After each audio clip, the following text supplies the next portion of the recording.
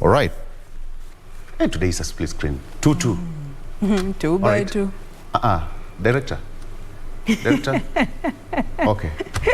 Good morning. It's 22nd day of March, the second day of the week actually, and you're just right in time for your favorite show in 254. This is Good Morning Kenya. My name is Victor Olo. Welcome to the program. Please talk to us and let us know where you're watching us from and exactly how you are getting our show. All right, you can talk to us on our official Twitter handles and as well as the station, excuse me, Twitter handle and our website, as well as, yes, stream live and get us there.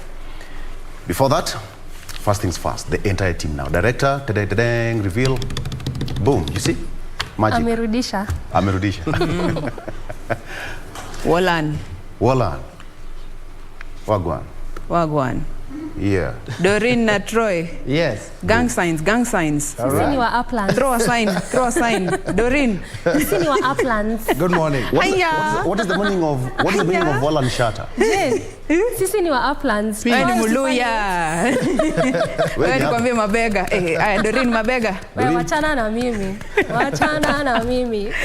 Good morning and welcome to the program. As already mentioned, this is Good Morning Kenya. I am Jane Wamboy and we are glad that you have chosen to start your morning with us right here on KBC Channel 1. Doreen. Yes, mabega. Wachana na kitu inaitwa mabega. Wachana nayo.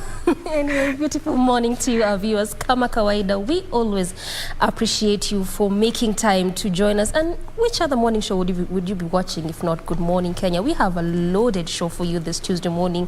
Different interesting conversations, how the news will be looking like, not forgetting our dailies, and moreover, the 9.8 kilometer stretch. That is what we shall be looking at this morning. I'm talking about the section between Dagoretti Corner all the way to Karen, said by Kura last year that it's supposed to be completed by this year, May. So is actually that going to happen, given the fact that it has taken quite some time, particularly that stretch, the third phase of Ngong Road? That is our focus. Many thanks for making time. I'm Doreen Arange Okello. Troy. Thank you so much, and hi guys. What's up? Hi. Vicky, Hi. this year we haven't had a show together, so karibu. Asante sana. Welcoming you in your own show. Wewe nasema karibu sana kwa show. Indeed. Ongea kama Mjaluo. Atasema What indeed. is? Welcome to the show. There Yes, we go. now I like that. Angeanza na kitu kama, indeed, Victor, we have not had a show this year. It was coming. Indeed. It was coming, bwana. Yeah, it was on its way. Indeed, my name is Ben Troinjoe, holding brief for Regina Manyara, and I'll be coming back with all the latest news, of course, in the country. Tunatoka exam, tunaenda politics, then exams, then politics, and I'll be coming back with all the latest from the world of news just a little bit. Good morning.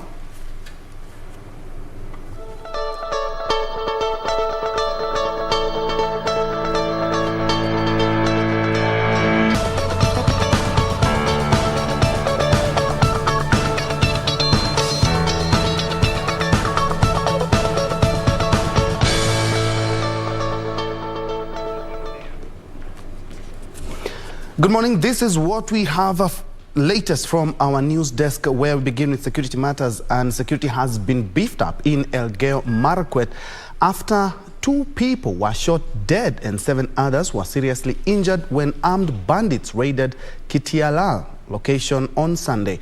Speaking after he met security agencies in Laikipia County, Rift Valley Regional Commissioner Mohammed Maalim pledged the government's commitment to ensure that peace prevails in the Kerio Valley. On Sunday, raiders struck Koitilian location in Marakwet West Sub-County, leaving 2 people dead and 7 others nursing serious injuries. The bodies of victims have since been taken to Iten Referral Hospital mortuary, while those injured are receiving treatment at Iten Sub-County Hospital and Moi Teaching and Referral Hospital Eldoret. During the attack, the raiders vandalized shops and motorbikes before stealing over 600 cows. Close to 200 bandits, all of them armed and spraying people with bullets in a center, spraying everything, shops, and it is near Koitilial Secondary School, Koitilial Vocational Training Center, Koitilial Primary, and the irrigation scheme.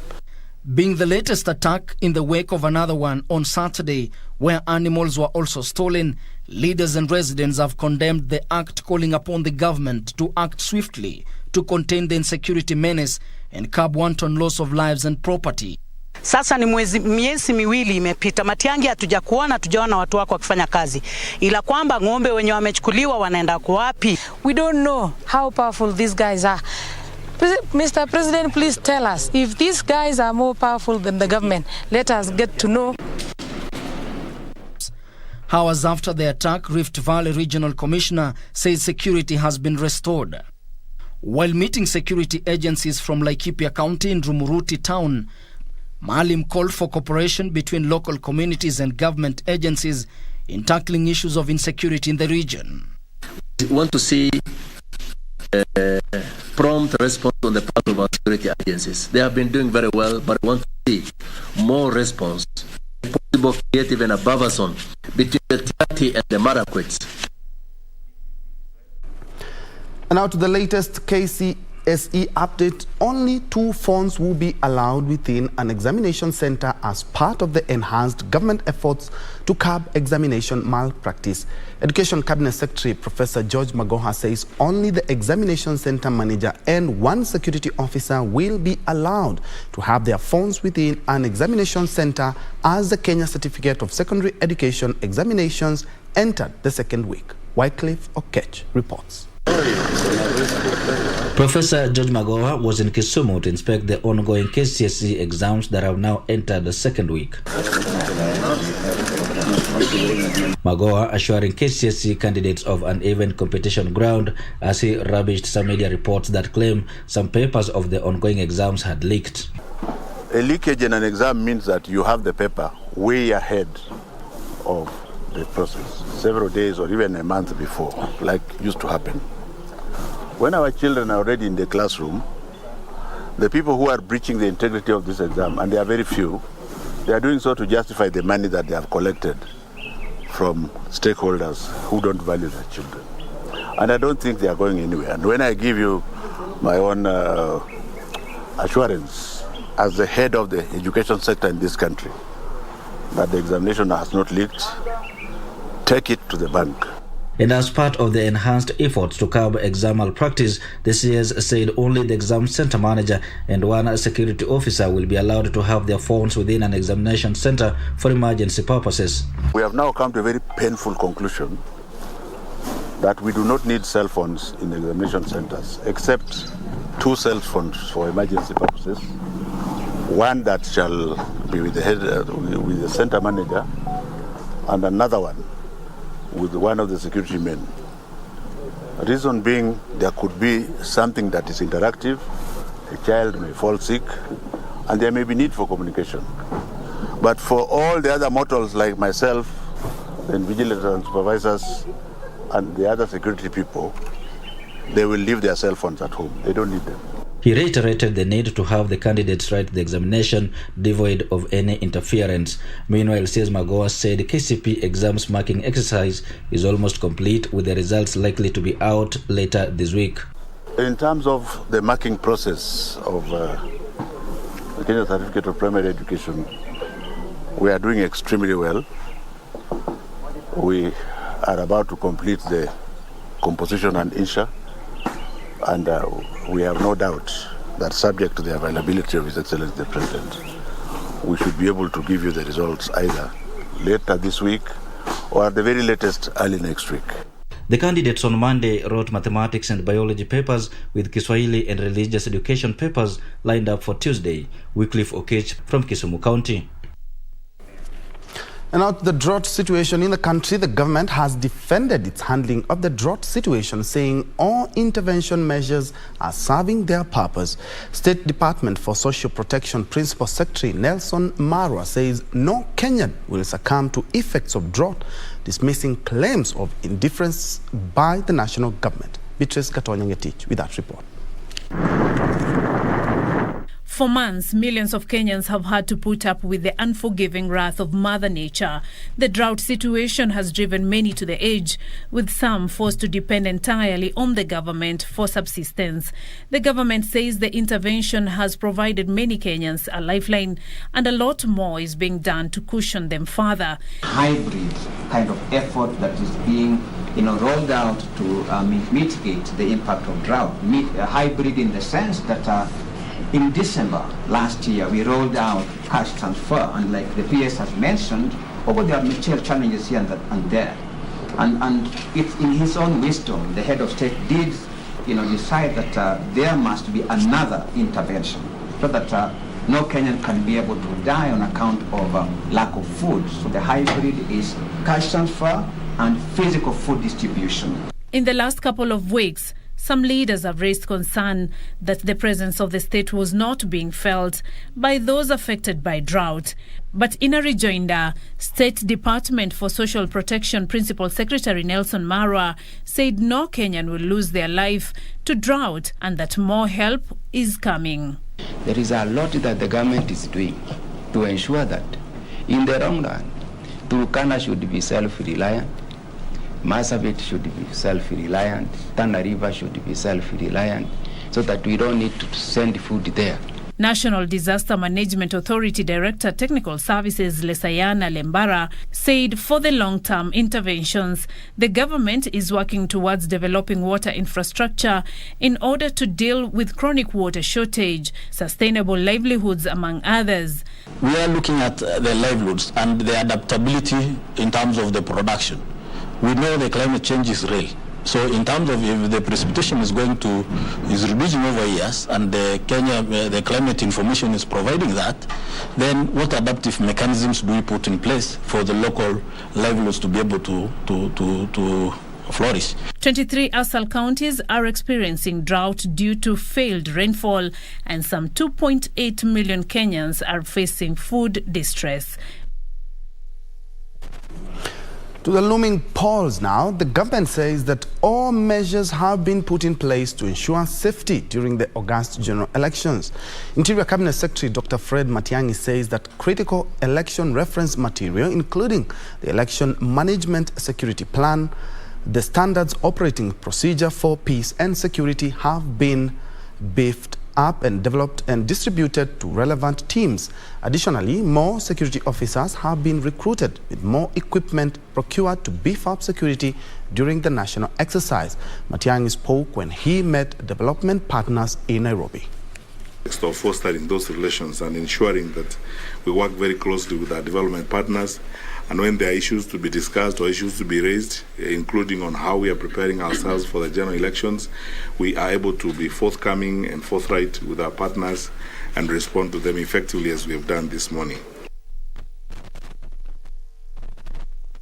And now to some politics, where Safina party has endorsed businessman Jimmy Wanjigi as its presidential candidate. Wanjigi now says the forthcoming election will be about putting an end to the old order and economic liberation. Deputy President William Ruto was the chief guest in the event.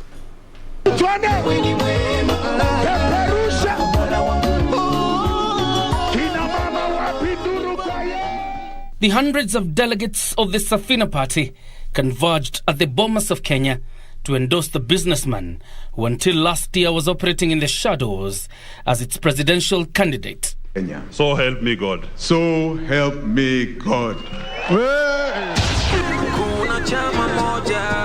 Dubbing the upcoming elections as a Nitweka moment to mean a generational change, Wanjigi called for an end to the old order, which he claims has impoverished Kenyans.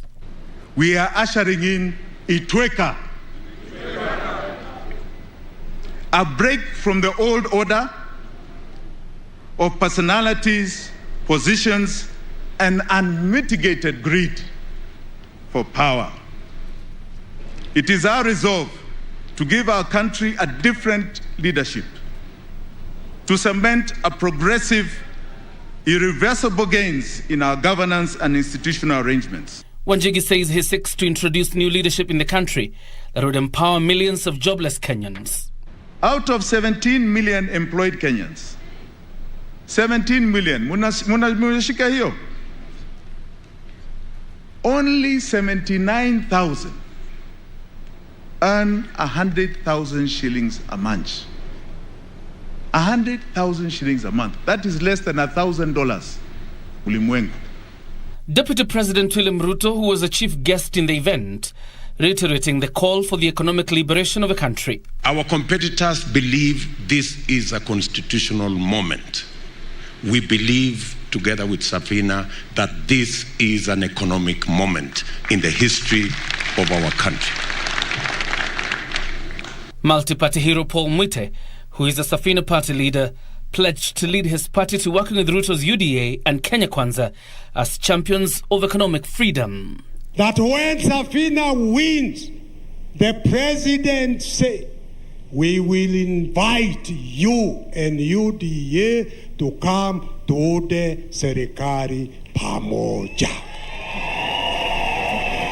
Those who are fighting us believe that it is their privilege to rule over Kenya, that we are slaves, like we are rent seekers, and we must be remaining very grateful that they gave us an opportunity to serve. We want to tell them no.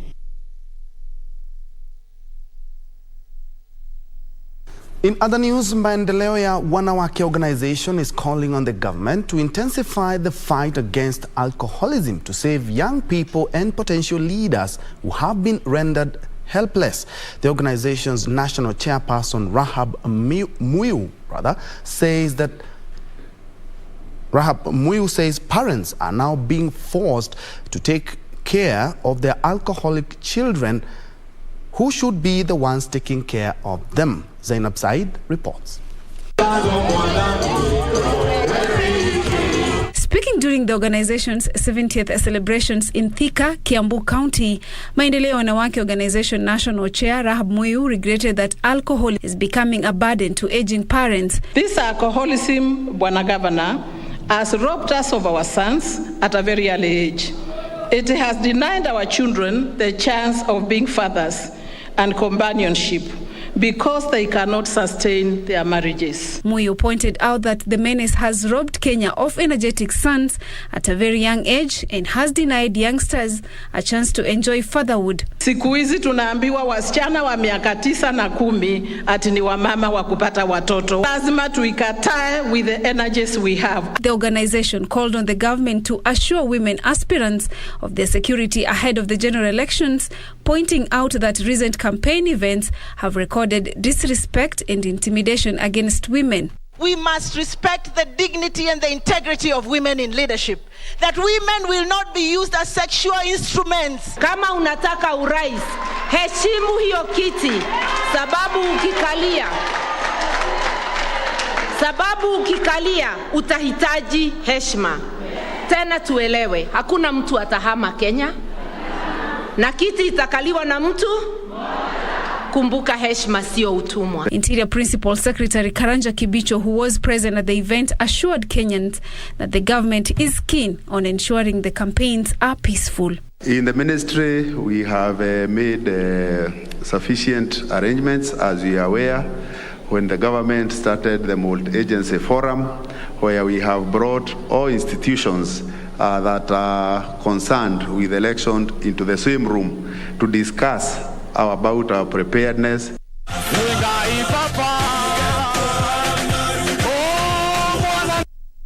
In other news, over 50 students of Jomo Kenyatta University of Agriculture and Technology have been left homeless after the apartment they were staying in was brought down after it developed cracks.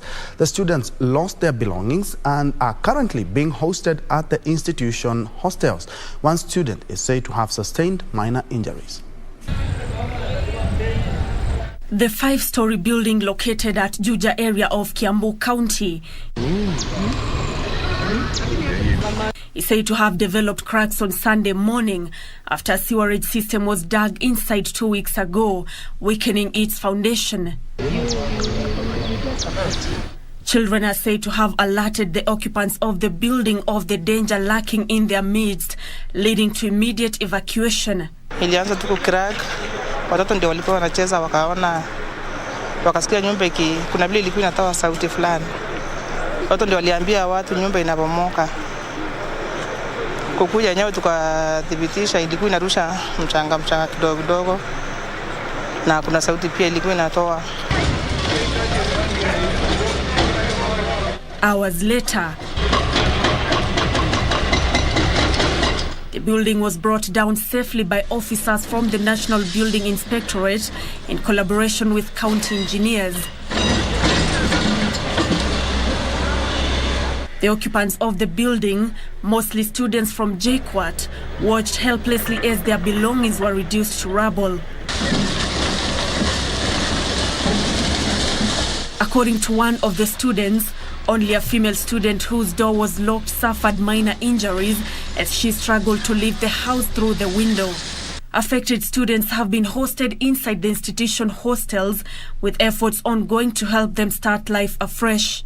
Somebody like me now, I'm left with nothing, but I get to continue with my studies in JKUAT.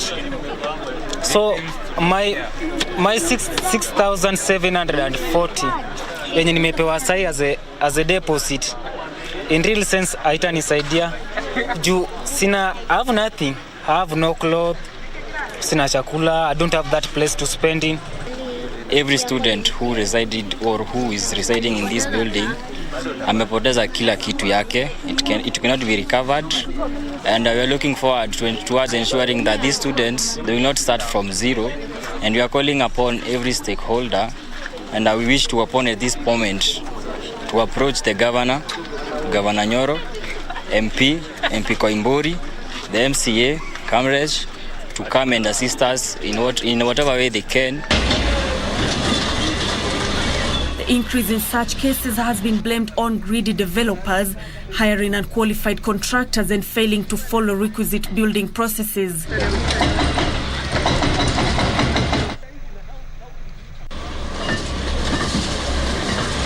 Further afield, a China Eastern Airlines passenger plane carrying 132 people has crashed in southern China shortly after losing contact with air control traffic. There was no immediate confirmation of the number of casualties, but the disaster prompted an unusually swift public reaction, with President Xi Jinping calling for investigators to determine the cause of the crash. Brian Mwindi with more on this update. China's Eastern Airline is yet to comment on the crash or respond to queries after the passengers plane with 132 people on board crashed in a forested hillside in southern China. The airline has, however, grayed out its logo on its Weibo account and also changed its website to black and white as a sign of mourning, the local media reported. China's Civil Aviation Administration said it has also dispatched its investigators to the scene, but it is feared that there are no survivors. Flight MU5735 left Kunming at 11 minutes past 1 p.m. local time and was scheduled to arrive in Guangzhou at 5 minutes past 3 p.m. Flight tracking sites report that the plane was in the air for just over an hour and was nearing its destination when it went down at Wuzhou. The disaster has prompted an unusually swift public reaction from President Xi Jinping, who said he was shocked and has ordered for an immediate investigation into the cause of the accident. That's all we had for KBC Good Morning Kenya News. But up next, Victor Olo is coming up next with Kiambu Senator Njeru Ndwiga, who will be responding also to questions. So kindly get into our social media platform or any questions, queries, or anything that you want the senator to address. Victor is coming up next.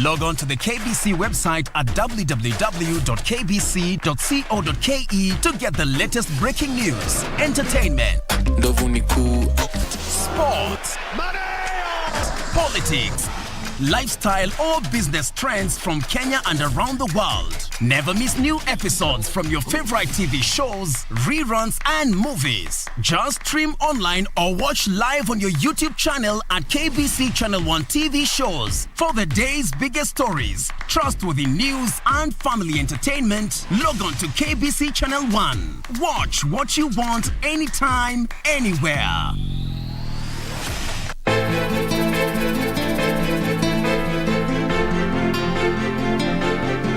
Kama ni pesa mimi nilikuwa nazo na siko bahili kwa watu. Ni mtu mmoja tu na nibadi. Sikutamani wala sitawahi kukutamani. Sio haki. Sio haki kabisa. At least angekudanganya. Sio kukwambia waziwazi namna hiyo. Really? Yeye nafikiri mimi naromba sana. Nahitajika kuanza safari yangu.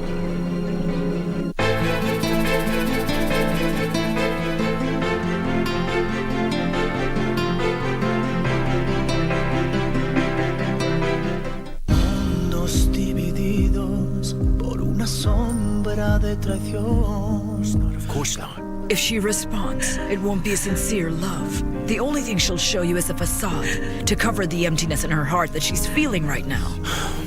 Elena, why do you look at me like that?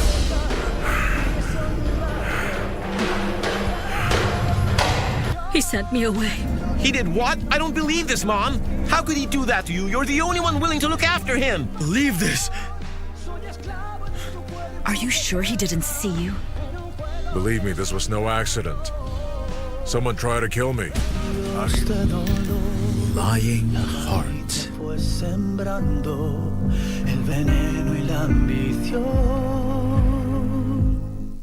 Keep abreast of the developments live from the National Assembly and the Senate. On our members of parliament.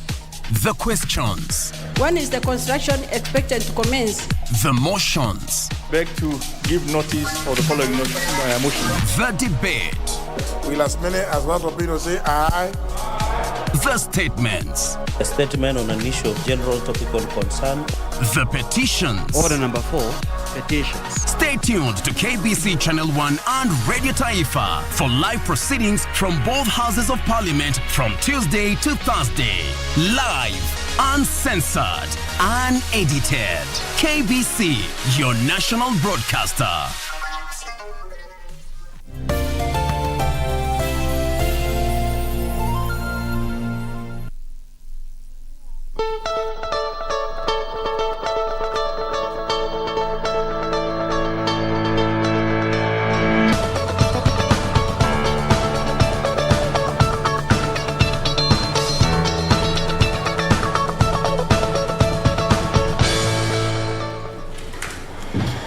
At exactly 7 a.m., time for us to quickly look at how our roads are looking like this Tuesday morning. And the 9.8-kilometer stretch is our focus. We're talking about the third phase of Ngong Road, which, as mentioned by Kura last year in August, they say that that particular stretch is supposed to be completed by this year. In the month of May, it has taken a bit of some time, and part of what necessitated that is the encroachment, particularly by small and medium-scale enterprises. So this morning, we just want to track the progress, how it has been coming along, and also try to look at how the first and the second phase is doing after its completion process. I'm talking about from the Kenya National Library all the way to Prestige Plaza, and then from Prestige to Dagoretti Corner. That is what the first and the second phase looks like, but also we shall be keenly trying to focus on that third phase. And I will be telling you as well some of those things that Kura mentioned that will be part of the amenities once that road is completed in terms of construction. So that is what we just want to check this morning, and perhaps we can begin from the Prestige Plaza. This is just where the first phase terminates at. Obviously, again, one of those busy areas, oftentimes heavy kind of traffic always witnessed around this stretch, or better still around this area. This is at the Prestige Plaza Mall. We're just going by the area. It obviously is one of those busy areas. Clearly, it's just around the mall. It's also a bus terminus. So this is one of those reasons there that as to why there's always heavy kind of traffic, and clearly that can also be seen as you leave the estates. There are living areas of Karen, Dagoretti, Ngong, coming all the way to the city center, just particularly on that stretch or on particularly that lane. That's where, there's really heavy kind of traffic. In fact, moving at a very, very slow pace, slightly away from that, just before you get to the Coptic Hospital, around that particular stretch, still moving at a very, very slow pace. And again, if you can remember, much as the first and the second phase is already completed, that is in terms of that road reconstruction, part of what is remaining are the 3 footbridges that had been mentioned that were supposed to be installed around this area. One among those areas is at the Coptic Hospital. One is supposed to be around the Kenya National Hospital as well. There's also supposed to be one which had been designated as at other specific areas, and this is try to reduce on the number of death cases, because again, you can clearly note that anytime there's an expansion of a road, always good number of times there's always high number of death cases, simply because just by the wideness of that particular stretch or that road, and again the lack of these footbridges, particularly making most number of pedestrians to end up using the main roads in terms of crossing over from one side to the other. This is why there's always that high number of death cases, and that is part of what had been witnessed on the areas around Outer Ring Road. So this is why it became necessary to just install these footbridges. But this project is also stalling a bit. So again, when you look at the traffic flow, I'll be telling you why that particularly is stalling. But back to the traffic flow, still nothing is changing there around Prestige Plaza. But just before you get to around the areas of Prestige, around areas of Adams, moving at a very swift pace. So clearly just where you'll have to make with that heavy kind of traffic is when you get to the Prestige Plaza, and also around areas of Coptic just before you get to the City Mortuary roundabout. But on the other side, as you leave the City Mortuary roundabout, going to all the areas around the estates there on that particular stretch, moving at a very, very swift pace. But this is also part of what you'd be expecting to see in this early morning hour. Oftentimes, as you leave city center, heading over to the estates in this early morning hour, just unless on some other specific roads, but on most times, this is what you'd really be expecting to see, moving at a very swift pace, smooth sailing, and that is what we are seeing this morning along Ngong Road. So clearly where you're having to make do with that traffic is around stretches of the Adams roundabout, actually what used to be the Adams roundabout, on that stretch of the Prestige Plaza, as well as some sections around the Coptic Hospital. Slightly before those areas, coming all the way to just where we call that third phase between Dagoretti Corner and Karen. Again, on that stretch, this is how it is looking like.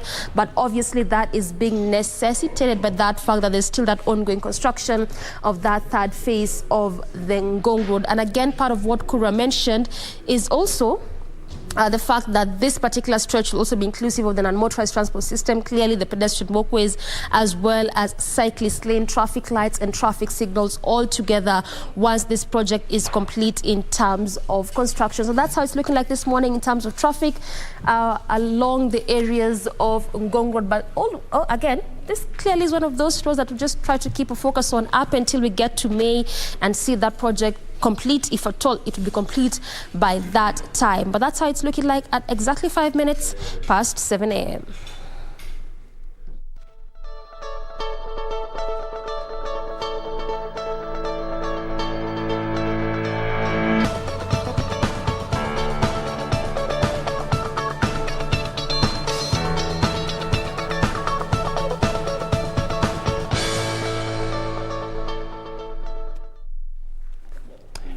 It's now 5 minutes past 7 o'clock. Good morning. My name is Victor Lowe. Now let's take a look at what's on our front pages of our local dailies. But before then, our guests are already in studio and I will be taking you to them briefly for people and politics. On the front page of the Star newspaper, 3 governors in graft in trouble over graft. We have got anti-corruption agency targets prisons chiefs in 450 million shillings scandal. That's also on the front page of the Star newspaper. On the Daily Nation, Ruto's sticky mess. Now, it says that for the deputy president, when it rains, it pours. Only days after bagging the Kenya Kwanza presidential ticket, he must now select a running mate from an increasingly thinning stable. All right? Kraft deals with other ambitious political parties, shake off a new court case arguing that for his resignation, while all the while warding off criticism against the integrity credentials of the courtier of politicians hanging around him. That's one of the front page of the Daily Nation. We have got outliers who have refused to ride the popularity wave.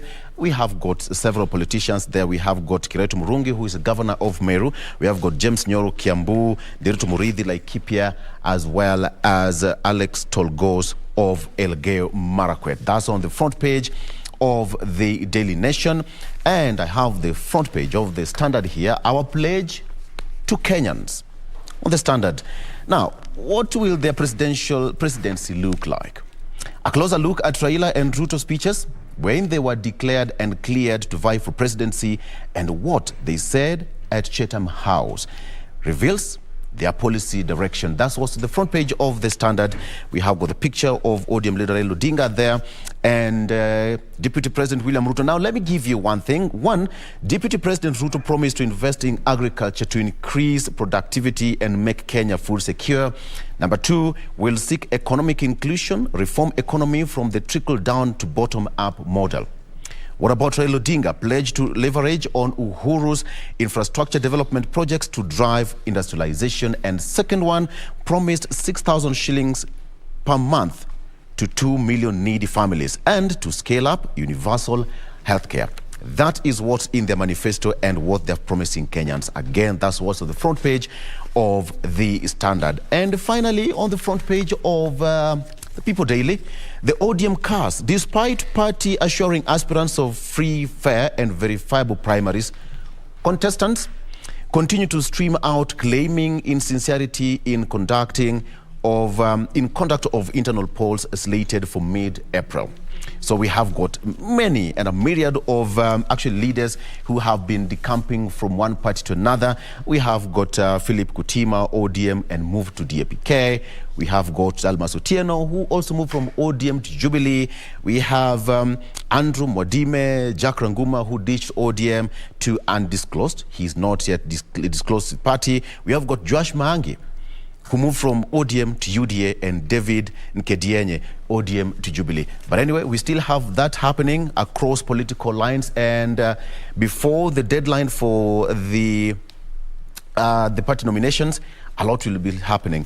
And finally, Uhuru's grand plan to consolidate and revitalize Jubilee. President has promised aspirants wishing to vie on ruling party ticket various goodies, among them funding their campaigns. That sounds like a good deal. Even me, I would go for that anyway. All right. Now it's time to introduce my panel today. All right. So let me start with Senator Jerun Wiga. Welcome to the show, Mheshimiwa. Thank you. This sounds like a good deal. Imagine you are running on Jubilee ticket and you're being funded. You would go for that, right? No. Why? I wouldn't. You don't just jump on any moving bus because they are suites in the bus. Right. You must know where the bus is going. Yes. Okay. I'll get to more of that very briefly. Let me talk to Kevin Nyamai, who is a member of Parliament, Thika constituency. Mheshimiwa, karibu to the show. Thank you so much. Tujijenge party. What's building in the party, Tujijenge? Thank you so much for having us. Karibu sana. Asante. We are grateful that you have considered us. I think Tujijenge means build ourselves. Yes. You give yourself an environment where you are able to sustain yourself and your family, and also the economy of the country. Yes. Plus many others. Yes. All right. And Rose Mulwa, who is the gubernatorial aspirant and as well as in Machakos County. Mwesh, welcome to the show. Thank you so much. You're being sandwiched. Are you feeling the heat from both ends? I feel very comfortable and very safe. Thank you so much for having us today. Yes. Good morning. Good morning. Let me start with you now that you are on the microphone. The issue of party nominations is coming slated for April. And we are seeing a lot of politicians now crisscrossing from one party to another. What's the case? Is it because of the party nominations and the political parties bill, which bars many politicians from decamping from one party to another? Let me say most of the politicians are having tumbojoto, so to speak.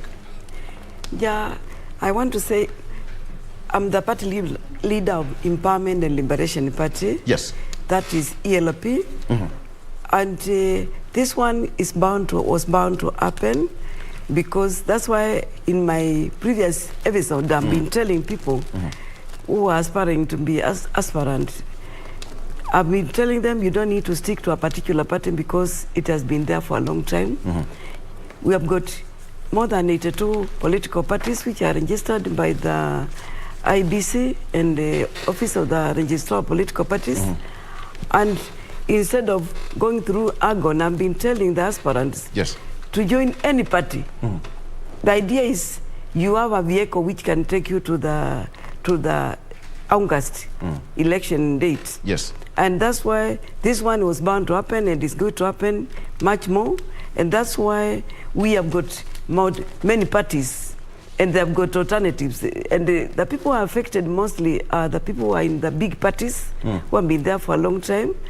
And they went because they were going for a party. They were not going for their own wishes. They were not going so that they can be participants of in the election during the election in August.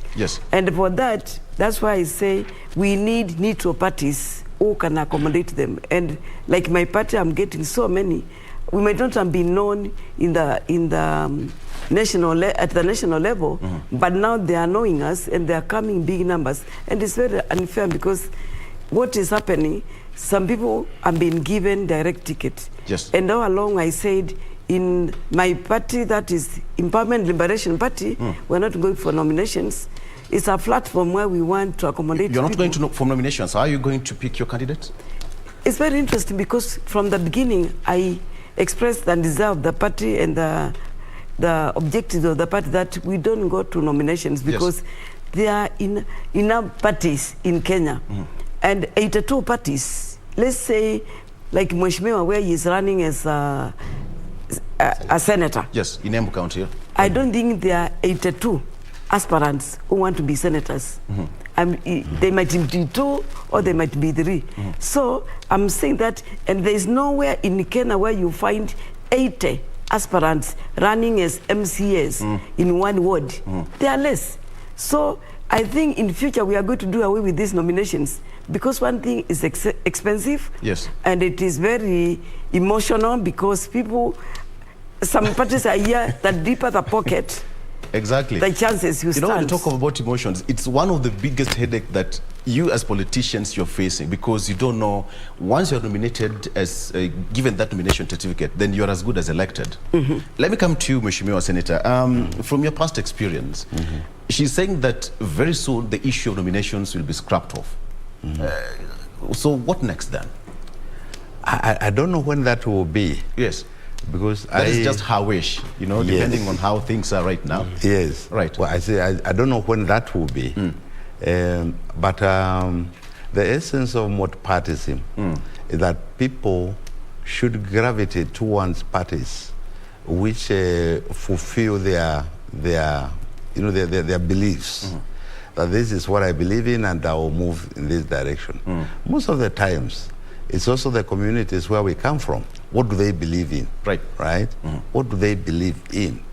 Now, what I would like to see are parties with very clear manifestos. And I would want to see a situation where in this country, that people don't just gravitate to a party because of the personalities in the party, the leadership of the parties, but just because they should gravitate towards parties which have clear manifestos that address the concerns of their people, that address the concerns of the country. That is what I would like to see. But in issues of nominations, I think they will be here for some time, for quite some time. Because even when we eventually get parties with clear manifestos, people, there'll be more than one person willing to join that party. So there must be a clear way of getting the candidate for that party. I have no problem with a party which just gives a direct ticket. I wish I could get one. Talk to Mheshimiwa here. Mheshimiwa Nyamai, you know, what's in a party? Initially, before you moved to Jijenge Party, in which party? It's the first time I'm vying as the MP Perfect. I have never jumped into politics, although I had the passion to serve the people of Kenya in different capacities. Yes. But what is there in a party? Manifesto, vision. What is that you are carrying forward? What is that you want to do for the people? But before that, for anybody who is young, for you to be in politics, it means you need to have a very stable account.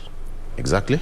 And politics and campaigns are extremely very expensive when it comes to you making up to the nomination and beyond. So I think what my party leader is saying is that if you get a chance to get a direct nomination, it's as good as you're already in the ballot. Then it means that you have been hit the challenges of going to look for money. Yes. And one thing that people should know is that first timers are really facing it hard to go across the nomination level because you need to pay the nomination fee and all that. Then it comes a time when you need to be censored.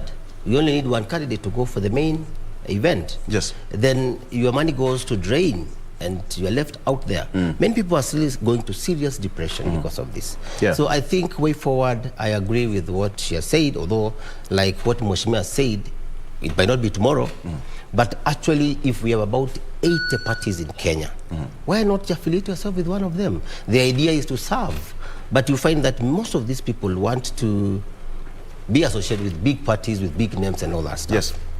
Because maybe you think when you are from a big party, you command more force in the ground.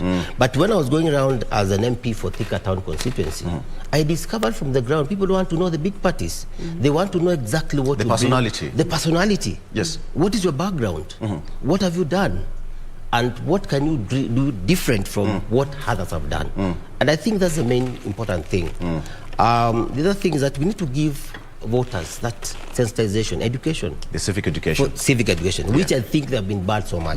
Very important. You know, Mheshimiwa Njeru, the only thing that he's talked about is many politicians move from other parties because they think once you have a bigger party, quote unquote, then you will command masses. And therefore, you're as good as elected.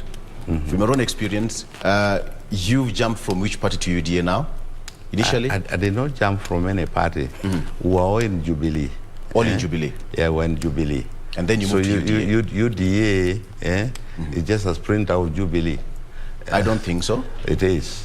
It's just a sprint of Jubilee. I don't think so. Jubilee, UDA is a new political party. Which it is. Just look at all of us who are in Jubilee. That's why we are there. So it's not a split. It's a new party away from Jubilee. It's just the Catholic Church and the Protestants. They were the same thing at one time. But I know the bitter truth here is that I know what you're trying to avoid, but anyway, the fact that that jump from Jubilee, the splinter from Jubilee to UDA right now, how is it resonating well with the common Mwananchi on the ground? Because they're looking at the personality at the same time they're looking at the party. And most of the times is the people on the ground that tells you where to go. Yes? Most of the times. I have been in this in politics for some time, and I know there's a time for the leader to lead and show people where they should go. You remember the days when we were fighting for multi-partyism, right? Now people, all these parties were not there. There was only KANU. Then parties emerged. And then you require to have leaders telling their people that this is the direction we should take. And that I'm going back to where I started from. I think of manifesto. What do you believe in? Yes. Which direction do you think the country should take? Yes. Right? We should take. And you listen to all sorts. Unfortunately, in this country, we do not have all these parties, all of them, ask them to put their manifesto on the table. They look like the same. Almost. Actually, it's almost like a copy-paste. It's like copy-paste, yes? So then what? So then you move to which house? You just move to a house which is convenient at that moment. Yes, convenient at that moment, because all of them are the same. But I would like to clearly see, and I really hope that we will get to that day, where these manifestos are clearly different right? Yes. Or clearly directed to the extent that if I pick her manifesto and put it here and to go through it, clearly I can see in my mind, when we talk about agriculture, this is the direction we are going. And we will never deviate from this direction, right? We're talking about ethos and ethics, that this is the direction we take as a party, and we will never divert from here. And anybody in this party who moves a step from here, we will throw them out of the party. And you see in developed countries that happens. In those developed countries, you know, people think like America has only 2 parties. Yes. That's not true. It has a myriad of parties, but only two parties at the end of the day you get to hear of. Why? Is because them, and very clearly, their manifestos are so, are so clear-cut. Yes. Yes, so clear-cut. You are Republican, you are this because of this. You are Democrat because of this. Yes. And in those places, you could even go to a family where the head of the family is this party and the wife is the other and the children are, depending on what you believe in.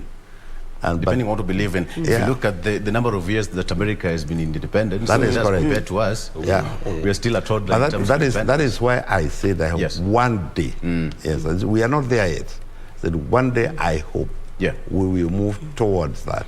Mheshimiwa Rose, what Senator is talking about sounds more of, it's easy.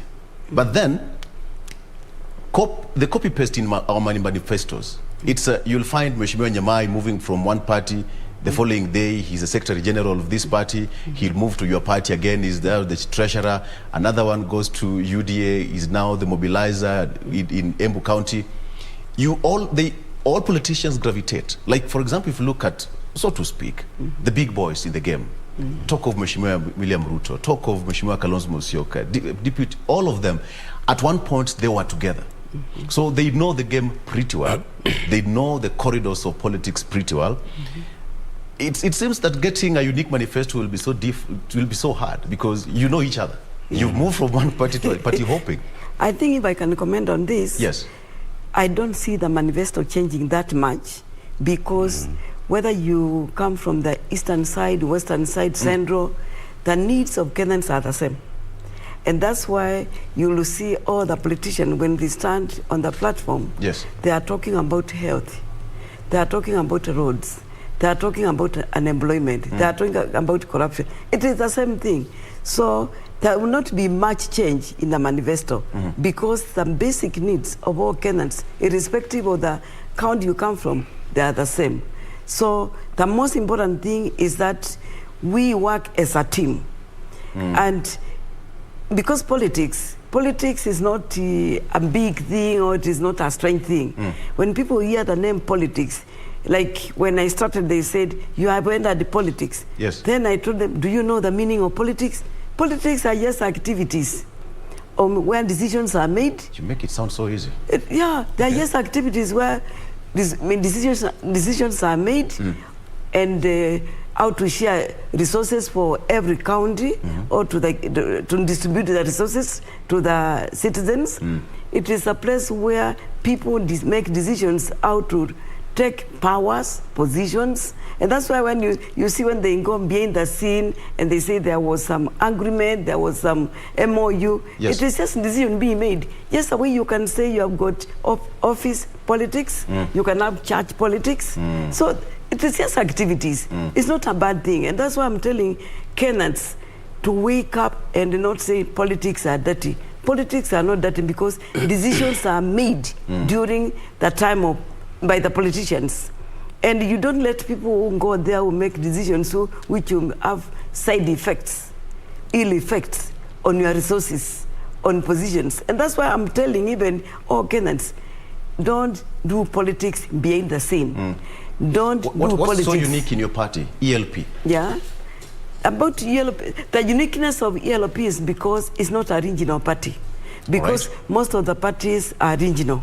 And they say, oh, ni mutu yetu. So we are going to that party. ELP, that is Empowerment Liberation Party, is a national party.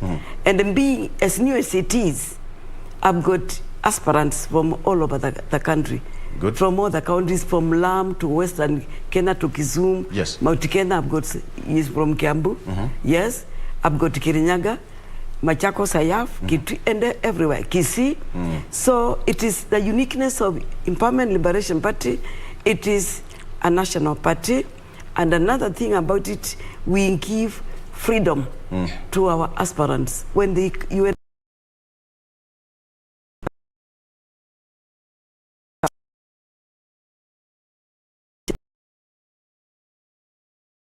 they are not known, they are forgotten. These are the people I'm calling as Empowerment Liberation Party to come in big numbers, wanishike mkono, so that we can tell Kenyans the story of politics must change. And with this, we'll stop talking about dynasties, we'll stop repeating people, and we'll start a new chapter. Because I feel Kenya, we have grown, we are big in numbers, we are many in numbers, and the way we have increased in population, the resources have increased, definitely, because we used to budget maybe 2 trillion, now it is over 10 trillion. That means, as we are increasing in number, we cannot say the resources are few because that we are many. Yes. God is not a man that he lies. He increases the number of people, he increases the resources. Yes. So there's enough for all of us. Okay. So the youth, I'm telling them, those who have been doing it behind the scene, please come in front and we do it and be partakers and make the decision. It is in decision making. It is decision making. Yeah. All right, allow me to take a break. And when you come back, I still come back to you, Mheshimiwa, because I'm still interested to understand what's in a party. What's in a party? When you look at all the big names here, the party nominations, we have got the coalitions now. So many parties are now coming together to form coalitions. And some unique moves are happening. For example, Honorable Dalmas Otieno. Who imagined that Honorable Dalmas Otieno would move from ODM to Jubilee to Migori County? You understand what I'm saying? So what's in a party? So I'd like us to interrogate that further when you come back. And of course, matters of economy. Economy. And when I talk about economy, you as a mother in the middle, you know how it pinches the kitchen the most. We'll be right back after this.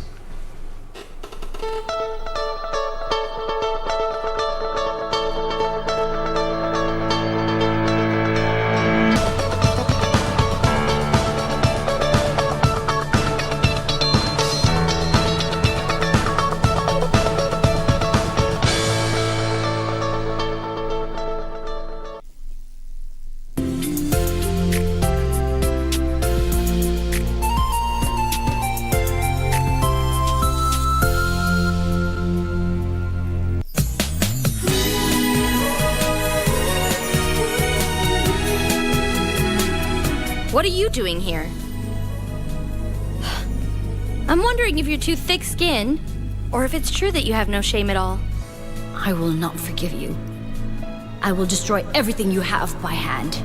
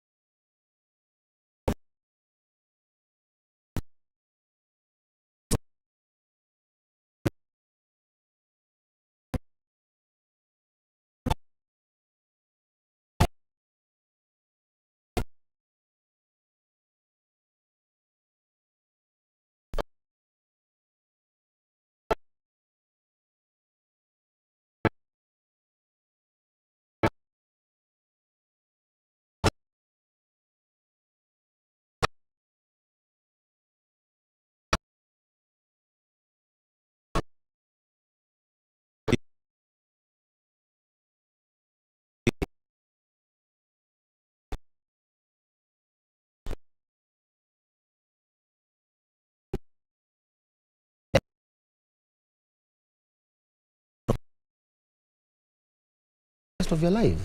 I was working in establishment, and the salary that was paid has been there ever since up to the time I left. That does not mean that people are not feeling the heat about the change of economy every day. Inflation is seriously eating the common mwananchi. But the issue here is, in our manifestos, implementation has been the biggest problem.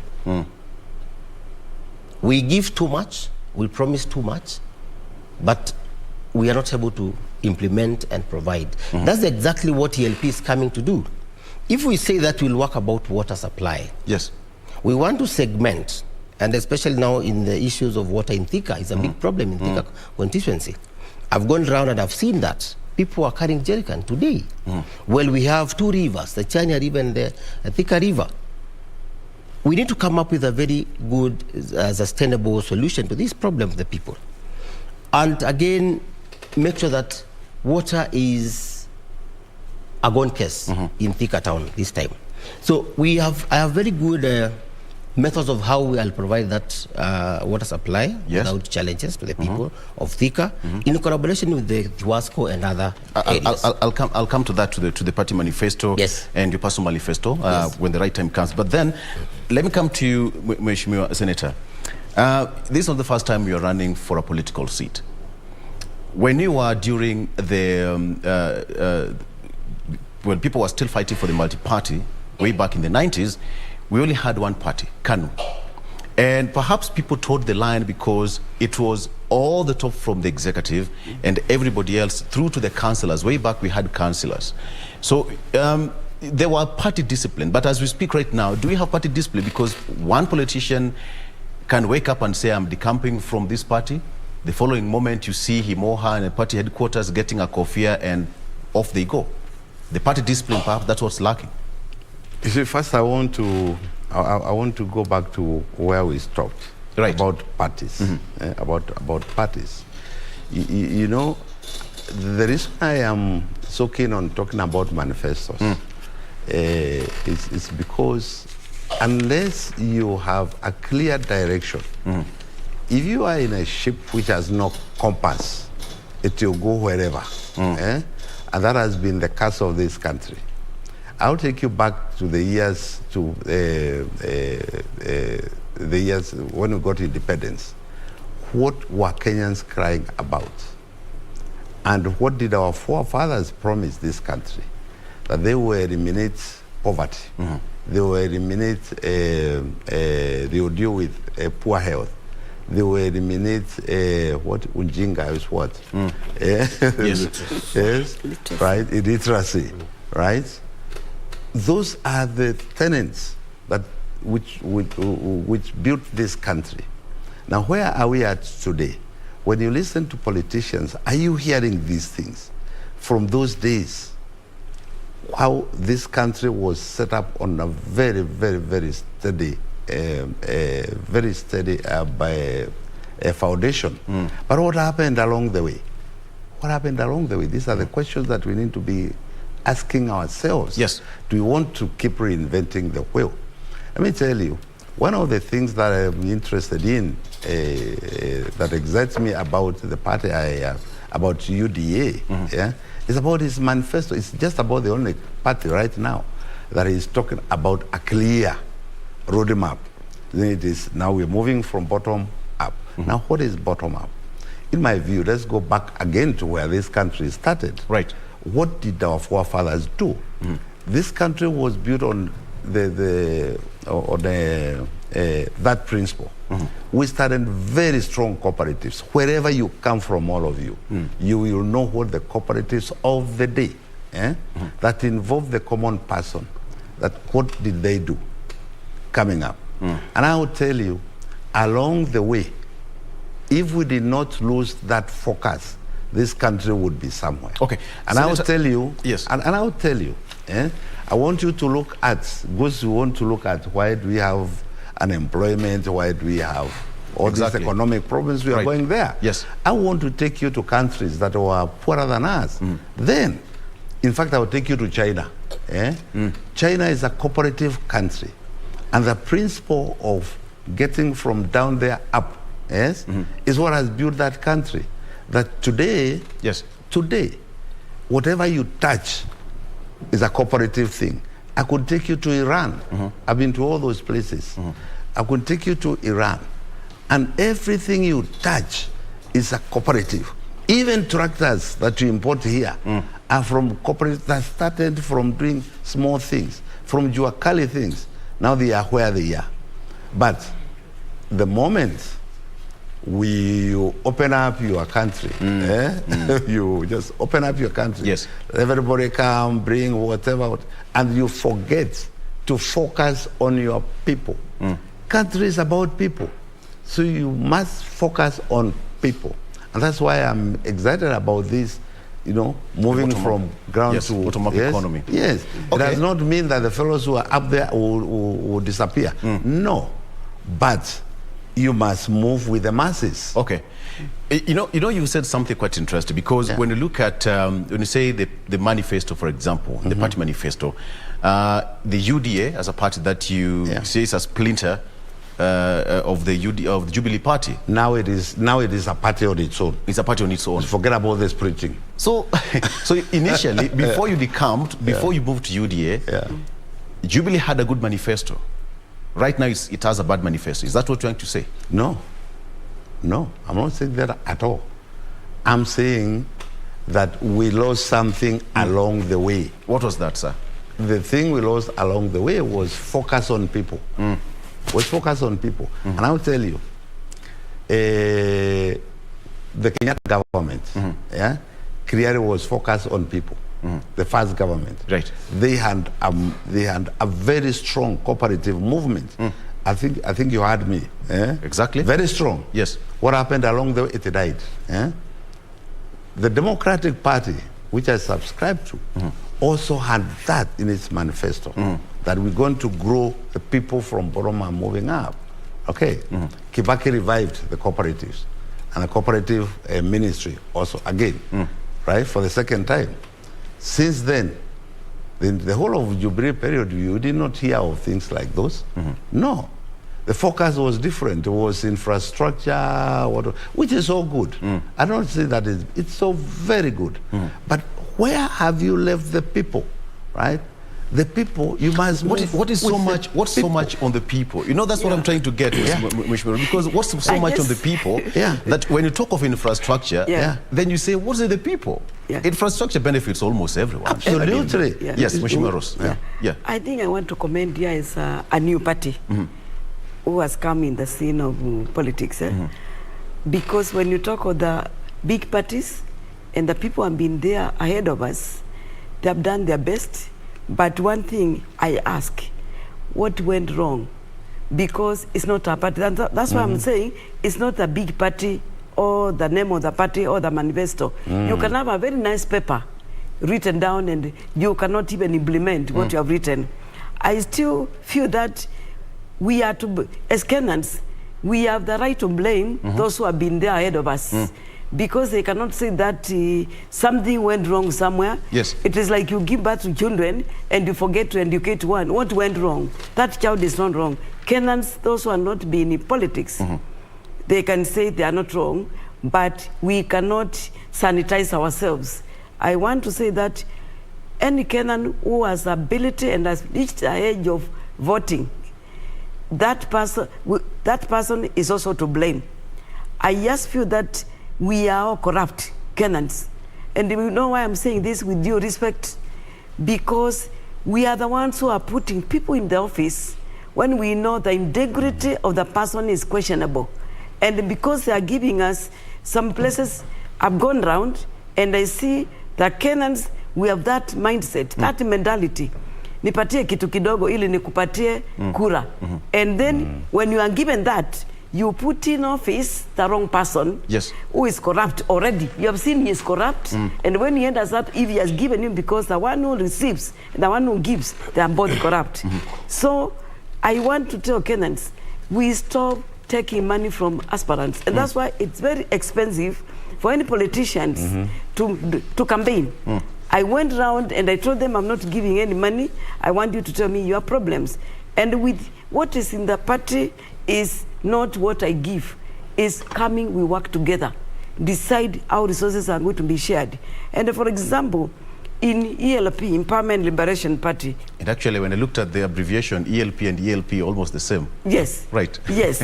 When you look at there are some things which you cannot say, I can wait until I end office in August so that I can step in for that person. Yes. For example, I went to a place near Murang and Didin there, and I found a child who had fallen from a tree and broken the leg. And there was no transport. The hospital, the health center, there is no, and doctor is just sitting and there is no medicine. They needed transport to take that child to Muranga. So based on that, I could not have told the parents, you wait until I end the office in August so that I can step in and give you assistance. So that what I can say, politics, it's a continuous process. And I don't see why we wait until after 5 years is when it becomes such a big deal, because it's election year, it's election time. We want to see the politician who we are going to put in office, including myself, to be actively involved every day with the neighborhood, with the Kenyan citizens, and come out and we work together. I just want to say that we are failed Kenyans, also politicians, to the extent that we went so low economically. We have suffered so much with our professionals, people who need jobs, and just to say, people, there is no facility. There are no resources to facilitate people who want to do business.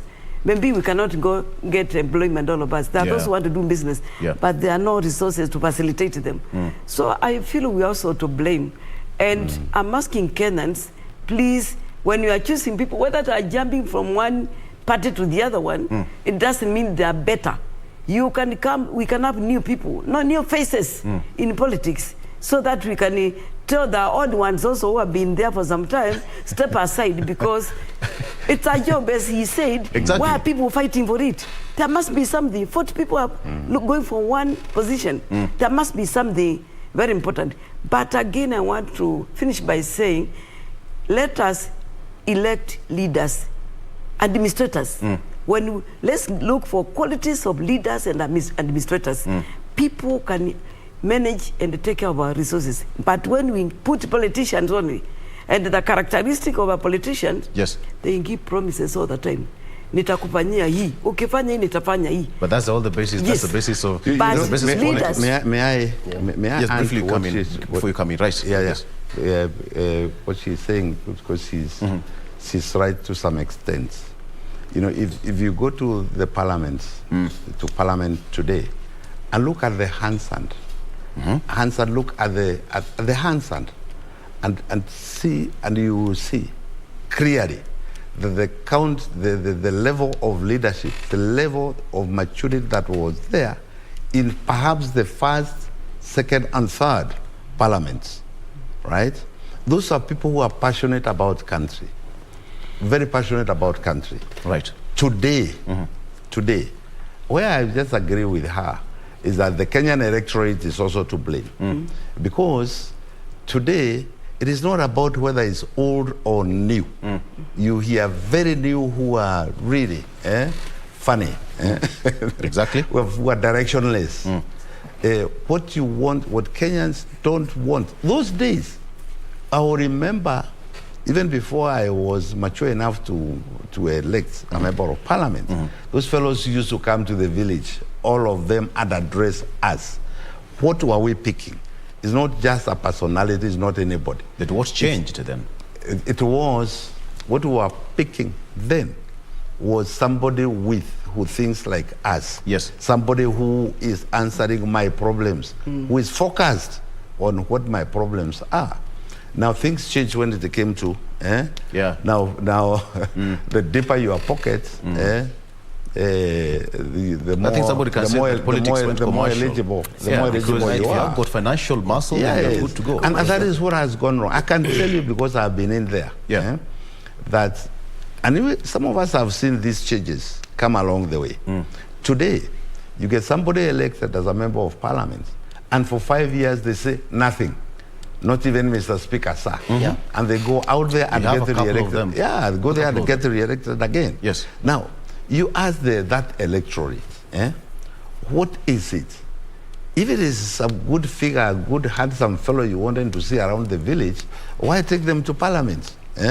Right? If you want a representative, you want a representative who represents you all the way. yes, in Parliament and everywhere, who carries, who articulates your aspirations and your needs wherever they are. Not just somebody because he's my neighbor, he's my clansman. That is what has killed this country, right? Okay. You know what, Mheshimiwa Nyamai, when Mheshimiwa Ndwiga is talking about, he's been corridors of politics for quite some time. And I'm using him as a benchmark because when you speak of, there are people who have not gone to Parliament actually, there is always an annual report from Parliament. Members of Parliament who the only thing they said is to say aye, and that was it. They were sworn in, and every year you look at the Hansard, there's nothing said. But still they will go back to the electorate and say, you know what, I'm doing this and that. You know what? When you look at such politicians, they'll say, I don't have to speak in Parliament for all the legislative processes, but when I come back to the ground, I'm with the Mwananchi. And that's what people love. Okay, thank you so much, Victor. I think I want to talk to Kenyans. And more specifically, Thika Town constituency. You need to have a scorecard, because the moment you are elected to any position, whether it's an MCA, governor, all the way to the president, you are a servant of people. But we have looked like we are the bosses of the people. Now, this scorecard should be annual, because every year we are given some accounts, some financial funding by the government to go and serve people. Your people should hold you accountable, and then you, with a checklist of what you promised. And that's why I say, don't overpromise what you cannot give. I'll tell the people of Thika, I'll work with the issue of water, and then I'll cluster them as a professional in short term and long term. Because you cannot tell everybody, tomorrow I want to build an airport. There's so much. Well, you don't have so resources. You need to, yes, you don't have the resources. You need to have a checklist of short term and long term. Things that are doable. And you tell your people that at the end of this year, kindly we'll sit down. And why am I saying this? I say the leadership is about passion. And most of us, I'm sorry, it's the first time I'm coming in, but I've watched the previous leaders.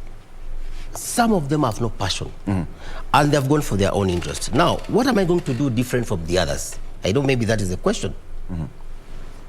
I want to come up with a very unique system. You know, you're going to your party manifesto, Mheshimiwa. Yes.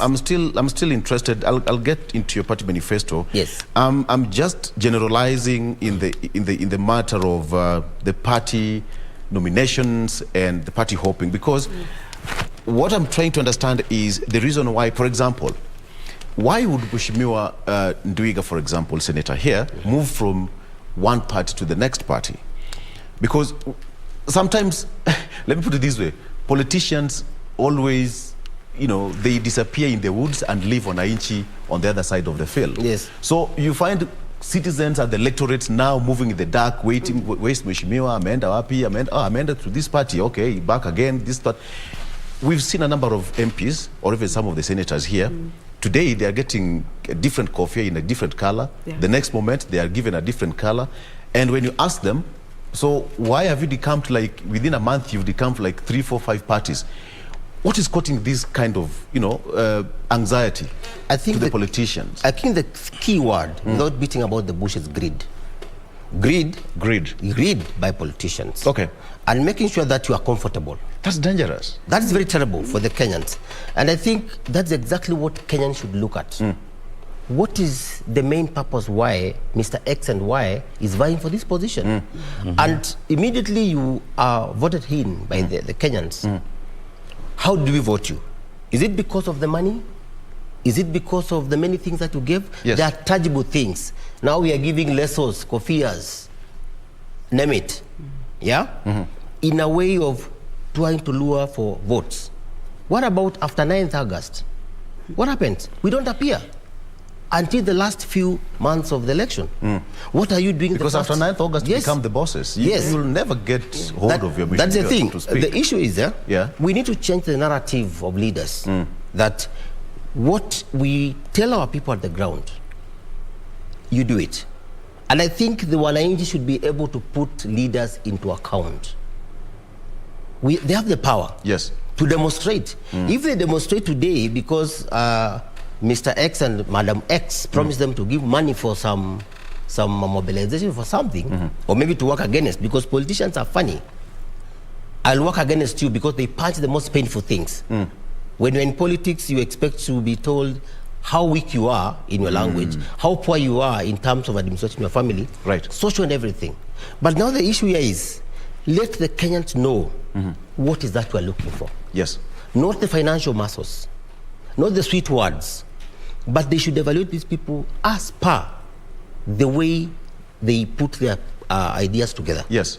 And I think in LP, we are looking at sincerity, very sincere.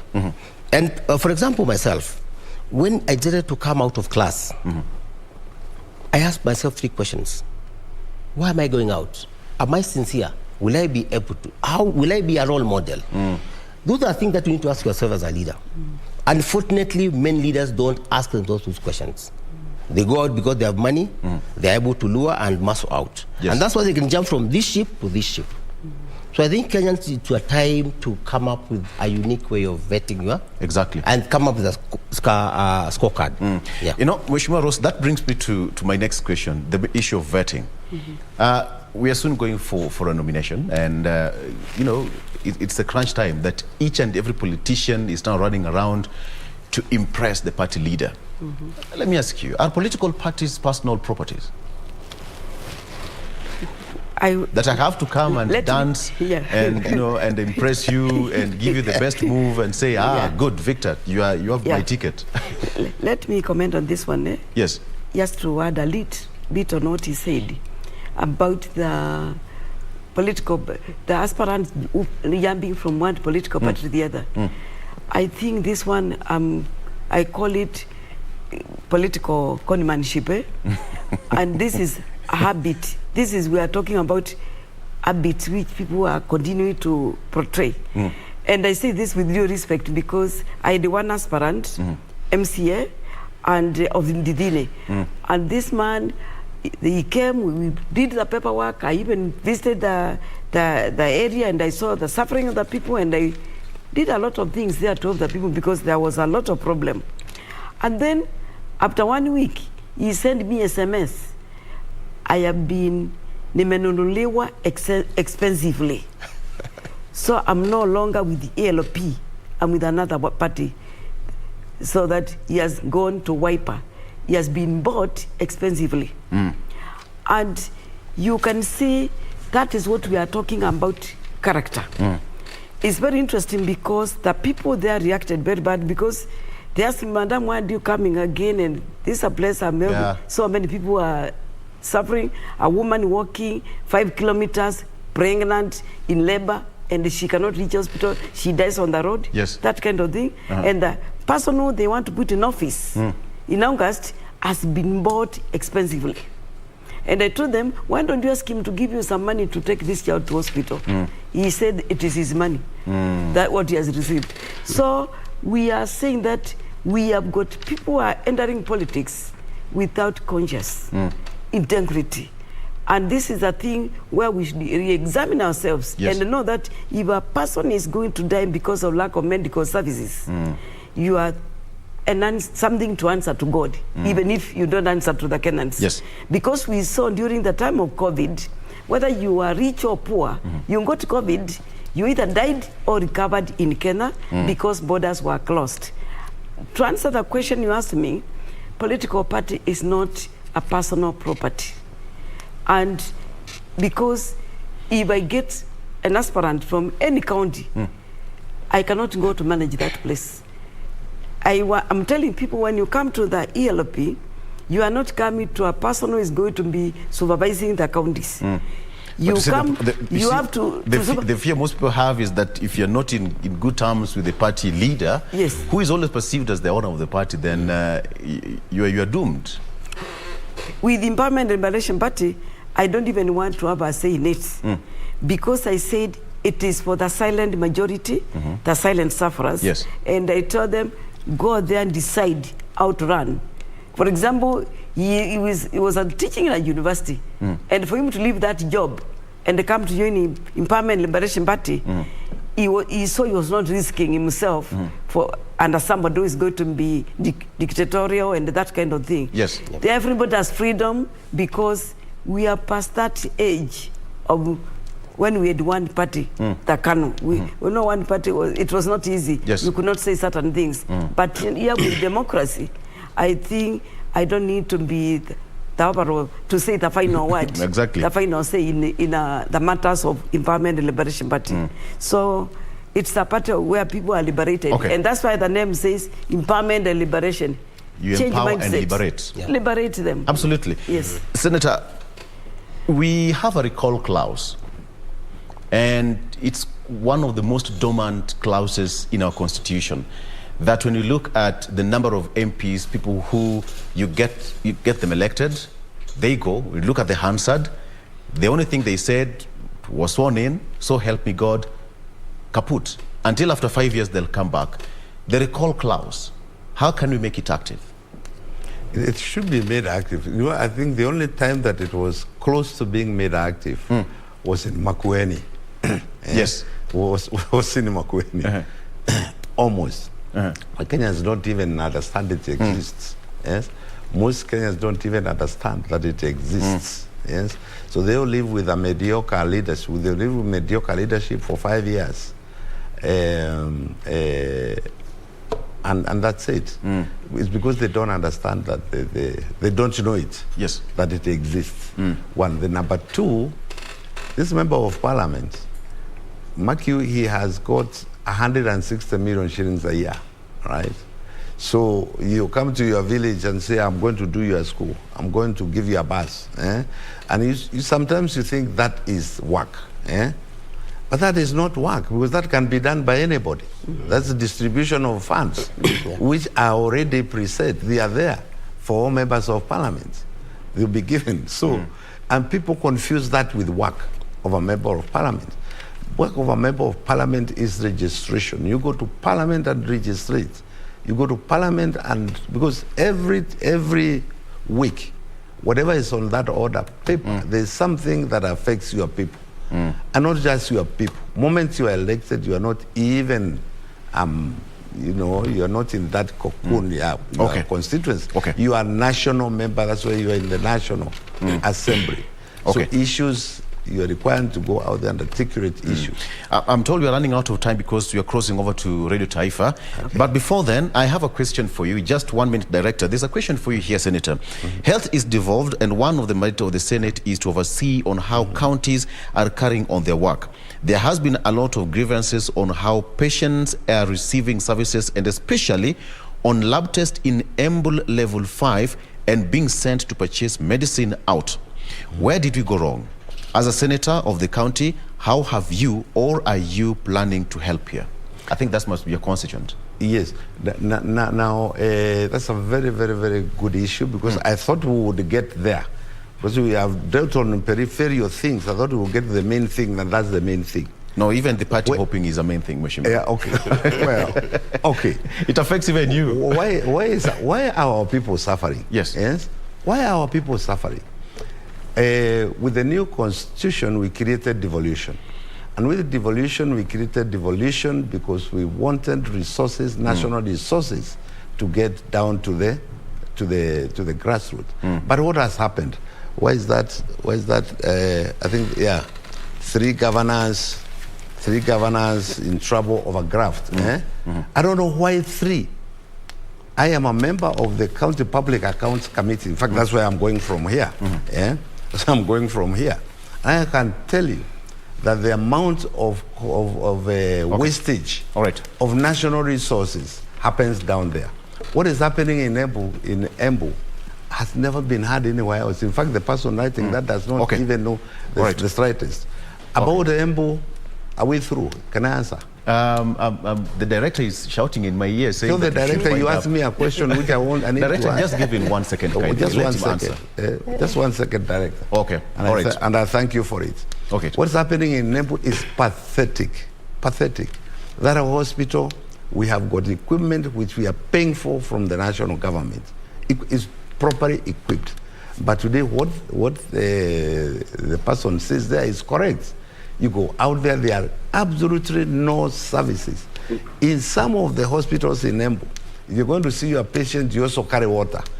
and we have got Madam here. Can you imagine a woman in labor who go in the maternity, that you want to go and see them, you have got to carry water for them? That's what's happening in Embu today. It's so rotten. Okay. Yet we are not seeing those things happening here. There are some arms of government which are failing us. Yes, which are failing us. That all the money that goes down to the counties, the level of graft. In fact, that beats what is happening upstairs. Yes, level of graft in the counties. That's what must be dealt with. Senator, allow me to invite you here next week, because you're going to a committee right now, and perhaps we can discuss more in terms of, and even talk about 3 governors have been subjected to investigations by the SSS because of corruption. Very few. Exactly. Please, can I save him? Okay. It is not only Embu. Running out of time.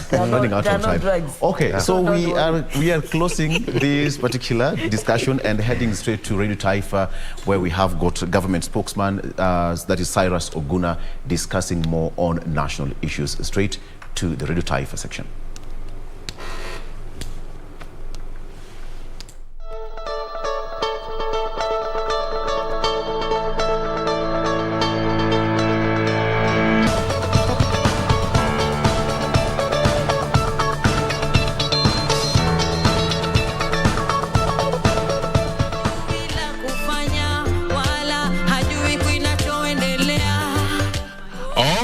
Mtazamaji, chini kwa chini, nyota ndogo, kibao tamu sana, Amani.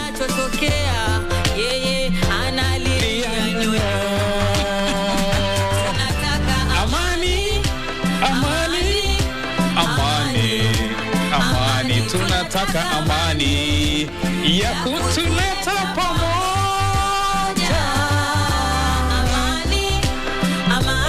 Alright, msikilizaji, ni mwanamuziki nyota ndogo na kibao Amani, ikiwa hivi sasa ni saa 2:08 saa za kanda ya Afrika Mashariki. Mahali popote ulipo, unatizama runinga ya KBC Channel 1, kipindi ni Good Morning Kenya, na moja kwa moja unatusikiliza kupitia KBC Radio Taifa, sauti ya Mkenya. Ndani ya studio, msikilizaji, tunaye mgeni, na mgeni huyu si mwingine bali ni msemaji wa serikali, kanali mstaafu Cyrus Oguna yuko ndani ya studio. Lakini kwanza nimpishe mwenzangu Chozi la Almasi. Asante sana msikilizaji na mtazamaji popote pale ulipo.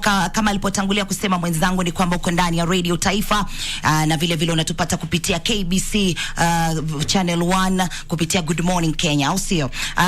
Msikilizaji, kama alivyotangulia kusema mwenzangu, ni kwamba Cyrus Oguna ni nani haswa? Labda ndio swali ambalo wewe ambaye labda unafungulia radio yako ama ndio unafungulia radio TV yako unajiuliza.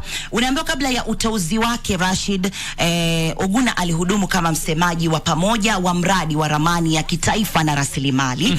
Kati ya mwaka 2014 na 17 alihudumu kama mshauri wa ulinzi katika tume ya juu ya Kenya katika Jamhuri ya Muungano wa Tanzania.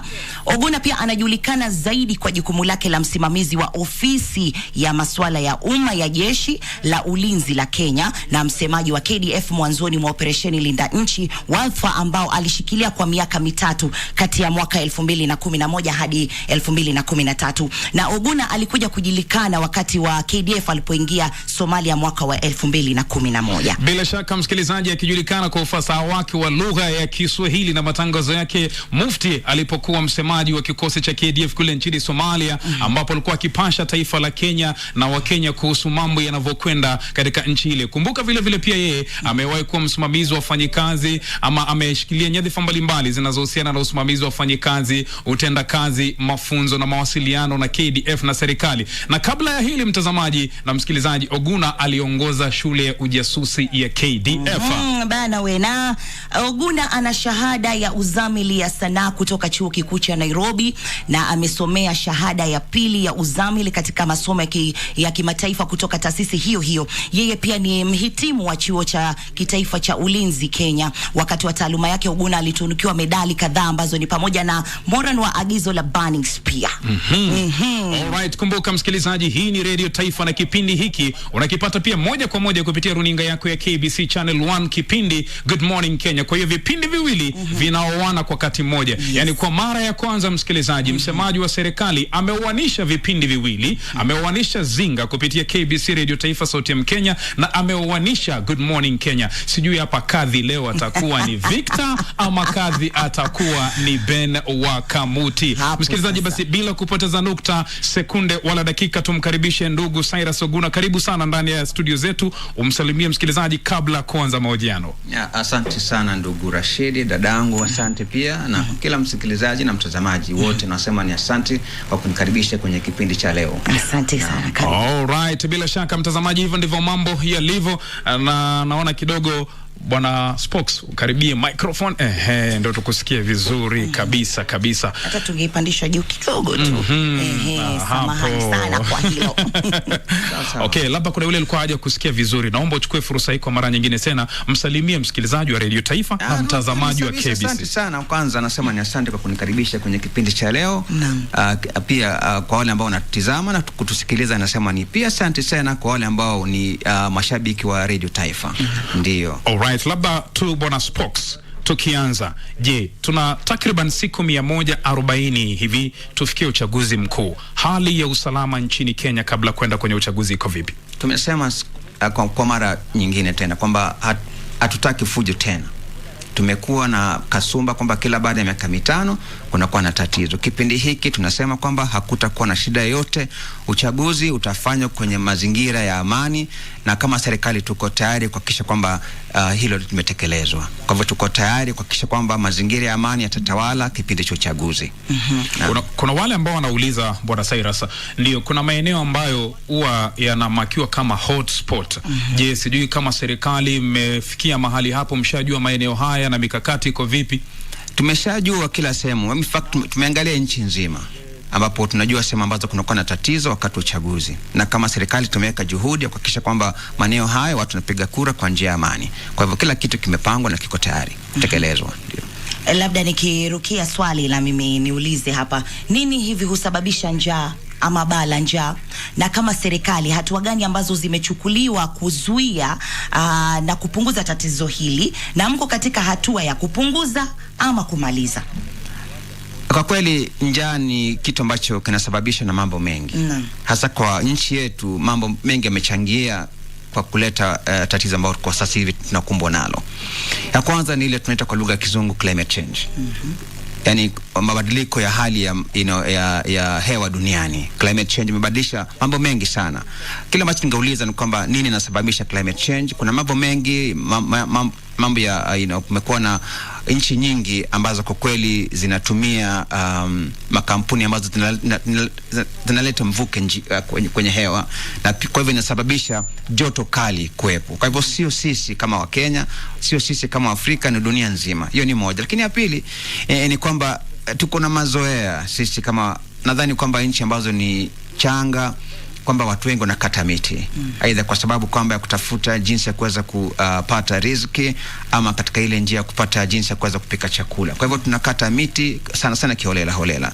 Kwa hivyo zote zinachangia na mambo hayo. Kwa hivyo sasa hivi tukisema ni kwamba kuna watu wengi nchi hii, karibu takriban milioni 2.8 ambao wako na tatizo hilo, lakini tunasema kama serikali hatuwezi zuia ukame kuwepo.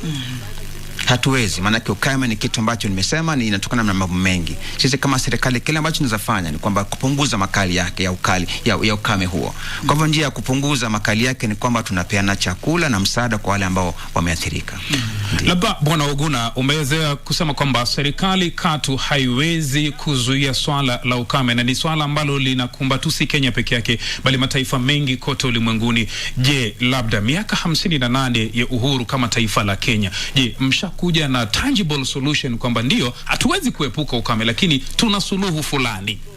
Kwa kweli swali nzuri sana, maana kitu ambacho tunaangazia kila wakati kwamba kwa kweli kwa miaka 58 tangu tupate uhuru kuna juhudi ambazo serikali imekuwa ikitekeleza. Juhudi hizo ni kuweza kuhakikisha kwamba nyakati kumekuwa na ukame, kwamba Mkenya asiwe kila mara anaangalia serikali kwa wapi kumpatia msaada, ni kwamba yeye mwenyewe awe katika hali ya kuweza peke yake kujitosheleza maisha yake, yeye mwenyewe aweze kujishughulikia.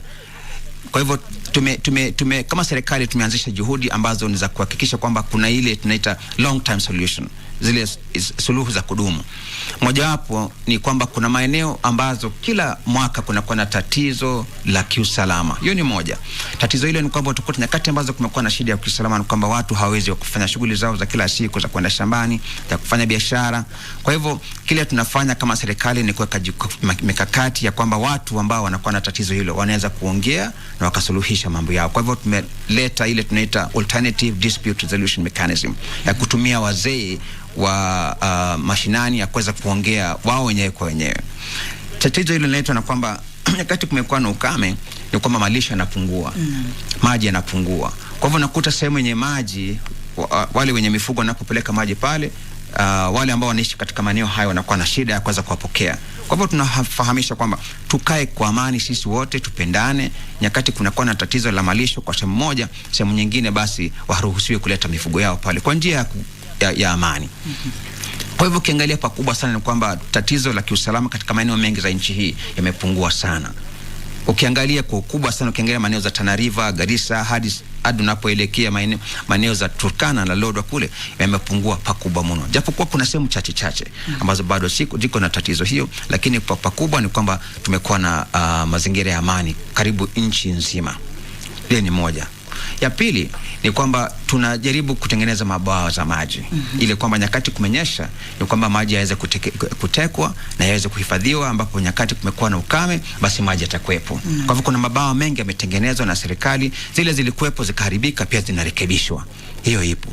Nyingine ni kuhakikisha kwamba tuko na barabara inasaidia kwa njia ipi? Ni kwamba nyakati ambazo kuna ukame na mifugo yanaathirika, ni kwamba mkulima atapata njia rahisi ya kwenda kuuza yule mnyama kabla hajaathirika. Hiyo ipo. Lakini pia tunaangazia mambo ya shule na mambo ya afya pia. Mambo ya shule na afya kiasi cha kwamba ni kwamba tunapeana chakula kwa shule kwamba watoto waweze kusoma. Manake njia mojawapo ya kupunguza makali ya ukame ni kwamba watu wawe ni elimu, lakini wawe pia na maelezo. Kwa hivyo tunasaidia kwamba watoto wakae shuleni ili waweze kusoma. Ya pili ni katika hiyo ngazi ni kwamba tunapeana pia dawa.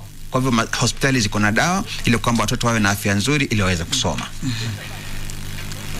Alright, msikilizaji, mambo ndo kama hayo, ikiwa ni saa 2:18 saa za kanda ya Afrika Mashariki. Unaisikiliza KBC Radio Taifa, sauti ya Mkenya, kipindi hewani ni Zinga, na wakati huo pia unatizama runinga yako ya KBC Channel 1, kipindi Good Morning Kenya, tukiwa naye msemaji wa serikali Kanali mstaafu Cyrus Oguna, tukiweza kuzungumzia kuhusiana na swala zima hili la miradi ya serikali na vile vile pia masuala ya chakula humu nchini. Mimi naitwa Rashid Mwamkondo, mwenzangu anaitwa Chuzi la Almasi, na upande wetu ule wa pili tunao wenzetu Victor, na vile vile pia tuko naye Doreen, na vile vile pia tuko naye Jen. Kwako Chuzi. Naam, umezungumzia miradi. Naibu wa rais anadai kwamba mafanikio ya serikali ya Jubilee na miradi mingi tu imepangwa kwake Karen. Je, naibu wa rais ana haki ya kusema hayo? Wewe kama msemaji wa serikali, nataka kusumbua tu kidogo. Unasemaje? Unajua naibu wa rais ni kiongozi kwa nchi hii. Kwa hivyo kuna haki ya kusema chochote ambacho kiko kwenye wadhifa wake. Kwa hivyo sitaweza kusema chochote kuhusu kile ambacho naibu wa rais amesema. Ndio. Alright, ulizungumzia bwana Oguna swala la mabawa, yani dams. Serikali imepiga hatua kubwa katika swala hili. Je, vipi kuhusiana na boreholes? Alafu hapo kama mabawa bwana Oguna, ndio inasemekana kwamba kuna kesi mbalimbali zinaendelea, watu walifuje pesa za kutengeza dams. Sijui mambo yataisha lini na yamefikia wapi bwana Spokes? Najua kile ambacho unataka kusema na kumaanisha Aror na Kamwarer. Ungetaja tu moja kwa moja.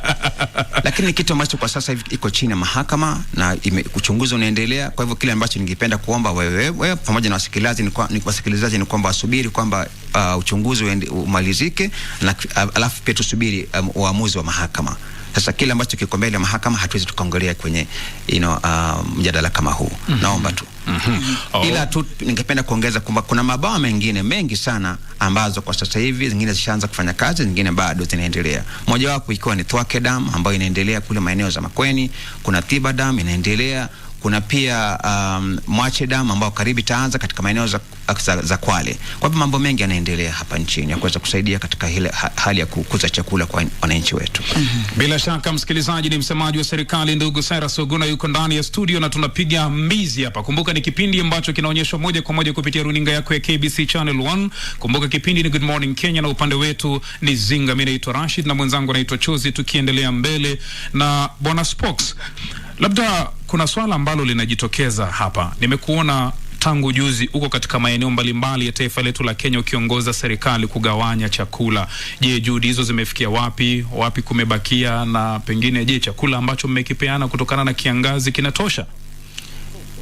Kwa kweli juhudi za serikali zipo zinaendelea, lakini nadhani pia ningependa kuongezea kwamba ama kusema kwamba juhudi hizo ziko katika ngazi tofauti. Kuna ngazi ya kwanza ambao tulianzisha mwaka jana mwezi wa 12 ambayo ilikuwa ni kupeana pesa moja kwa moja kwa wananchi. Na kwa sababu tulikuwa tukitoka kwa mfumo wa kupeana chakula hapo awali, tukaja kwa kupeana pesa moja kwa moja kwa simu ya yule mlengwa. Ambapo tulikuwa tumepeana takriban shilingi milioni 680 mwaka jana. Alafu hiyo Disemba mwaka huu pia Januari na mwezi wa pili pia pesa kama hiyo milioni 680 kwa wale ambao ni walengwa. Lakini pia tukapata changamoto ambazo nitataja.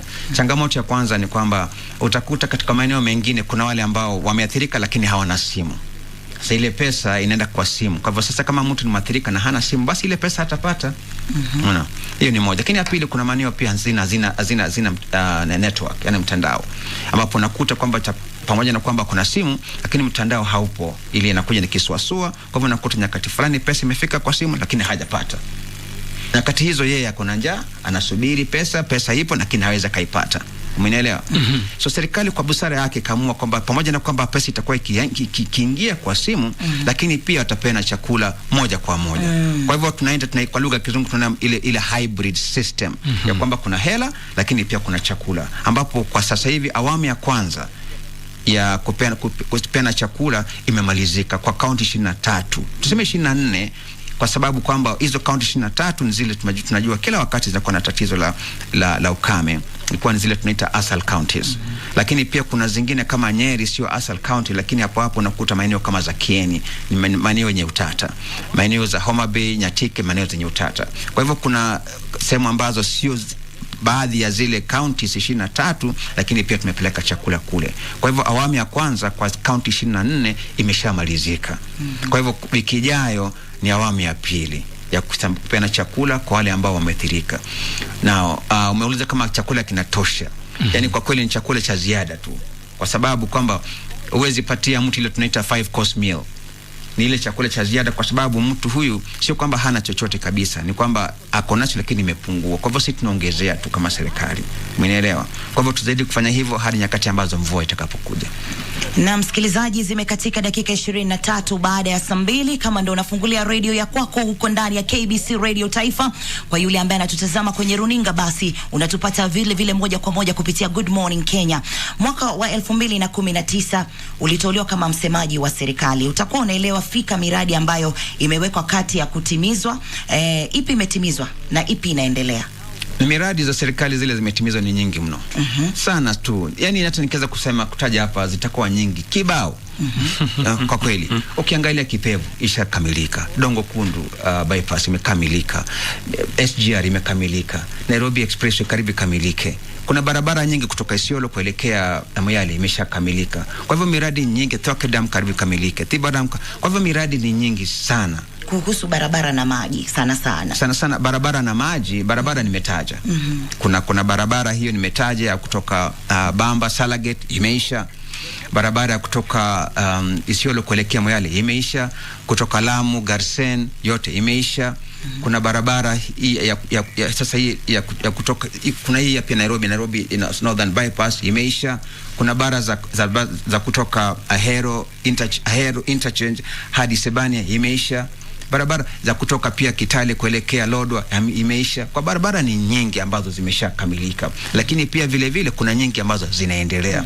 Umeelewa? Nadhani kwamba kile ambacho ni jambo la kimsingi hata sio barabara tu, ni kusema kwamba kufikia kipindi hiki ama kwa wakati huu zile barabara ambazo zimewekwa lami ni kilomita ngapi? Umenielewa? Nafikiri itakuwa ni swali nzuri zaidi tunapokuta pamoja, tofauti na kutaja barabara moja kwa moja. Umeelewa? Japokuwa pia vile unavyosema ni sawa tu, lakini tuseme hivi, kuna sehemu ambazo kwa nchi hii tangu tulipopata uhuru hawajaona lami.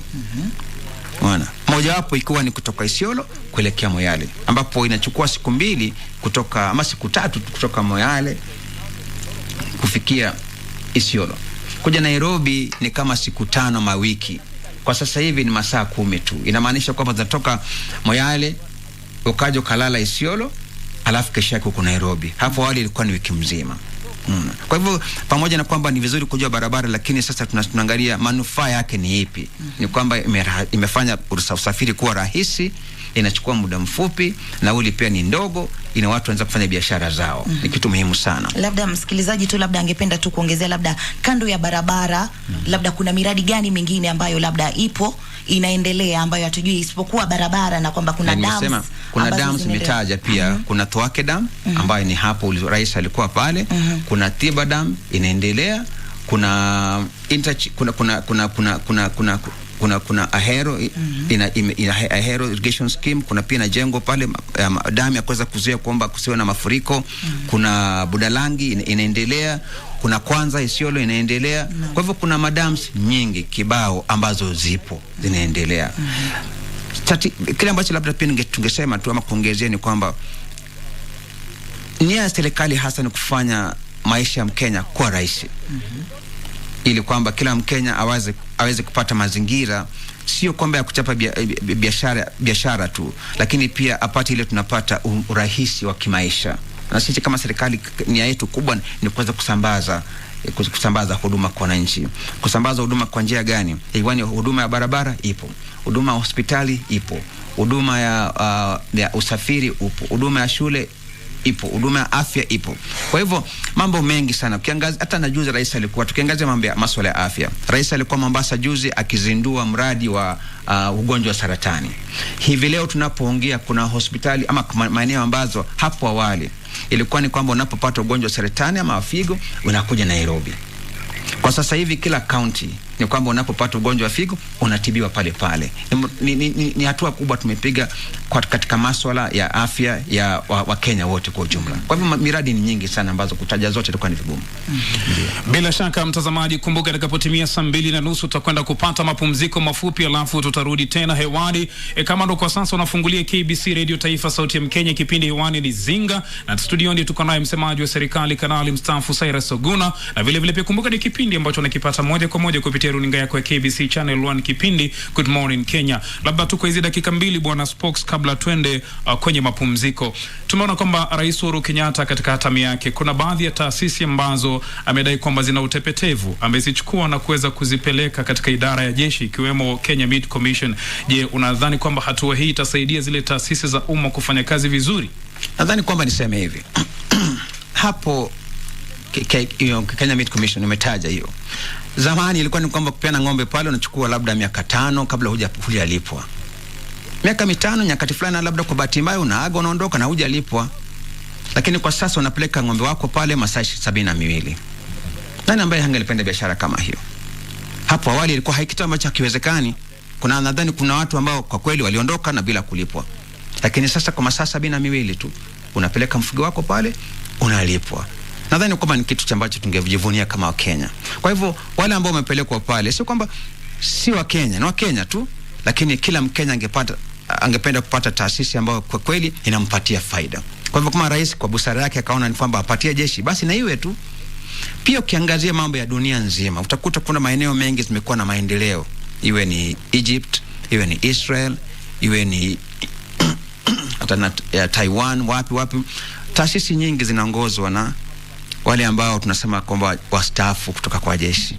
Hata unapoenda Ethiopia hapa, Ethiopia Airlines nafikiri ni kampuni ambayo ina sifa kubwa sana. Shikilia hapo bwana Oguna, tutakaporudi tutasonga mbele. Umesema kwamba wastaafu, lakini hapa Kenya wale waliopewa bwana si wastaafu, ni watu ambao kwa mamlaka moja kwamba sio wastaafu wote, si wote ambao watakuwa ndani bado wanafanya kazi, na wale ambao wamestaafu. Shikilia hapo msikilizaji, mtazamaji, huyu ni Cyrus Oguna ambaye ni msemaji wa serikali, yuko ndani ya Zinga, na ni kipindi ambacho unakisikiza kupitia KBC Radio Taifa Sauti ya Kenya, na wakati huo unakitizama kupitia kipindi Good Morning Kenya kwenye runinga yako ya KBC Channel 1. Sisi ndio watangazaji wako. Jina langu naitwa Rashid Momkondo. Mimi niite Mwajuma Ali, ukipenda niite Chozi la Almasi. Kumbuka kwamba tunafungua laini zetu za simu msikilizaji. Iwapo una swali lolote, basi nambari ni 0700176699. Tutakaporudi tutasonga mbele. Twende madukani. Gumzo Pevu.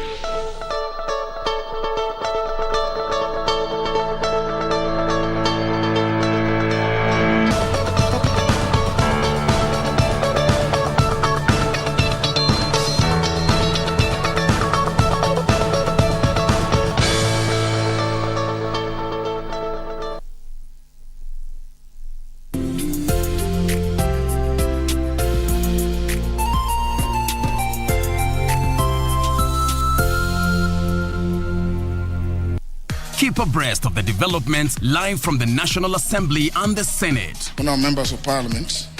The questions. When is the construction expected to commence? The motions. Beg to give notice of the following motion. The debate. Will as many as one opinion say aye? The statements. A statement on an issue of general topical concern. The petitions. Order number 4, petitions. Stay tuned to KBC Channel 1 and Radio Taifa for live proceedings from both houses of parliament from Tuesday to Thursday. Live, uncensored, unedited. KBC, your national broadcaster. Mundos divididos por una sombra de traición. Of course not. If she responds, it won't be a sincere love. The only thing she'll show you is a facade to cover the emptiness in her heart that she's feeling right now. Elena, why do you look at me like that?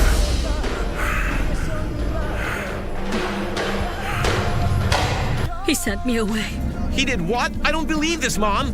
How could he do that to you? You're the only one willing to look after him. Believe this. Are you sure he didn't see you? Believe me, this was no accident. Someone tried to kill me. Lying heart. Fue sembrando el veneno y la ambición. Ngima te gaska watu tegu. Ngima te yatmugul dang. Ngima te mangue. Nyange begi putinai. Lale, give me give again. Lale, get what FM Gigos. Lale, get what FM Gigos. 98.0 Kitwek FM Gigosin.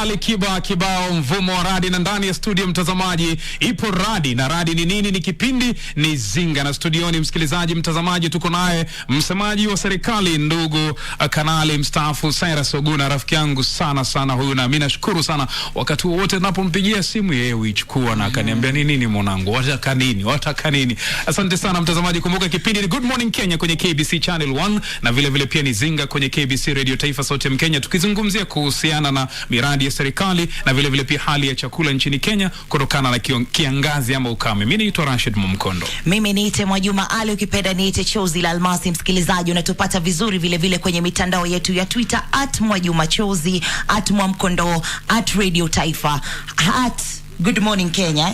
Hashtag ikiwa ni Zinga ama hashtag ikiwa ni Good Morning Kenya, na kwa wale ambao wanatufuatilia kwa vizuri KBC Radio Taifa, sauti ya Mkenya, utakuwa unatupata kwenye Facebook fan page ya kwetu. Alright, kabla kusonga mbele labda tuchukue simu 2-3 hapa, naona simu zinawaka, tuwasikilize.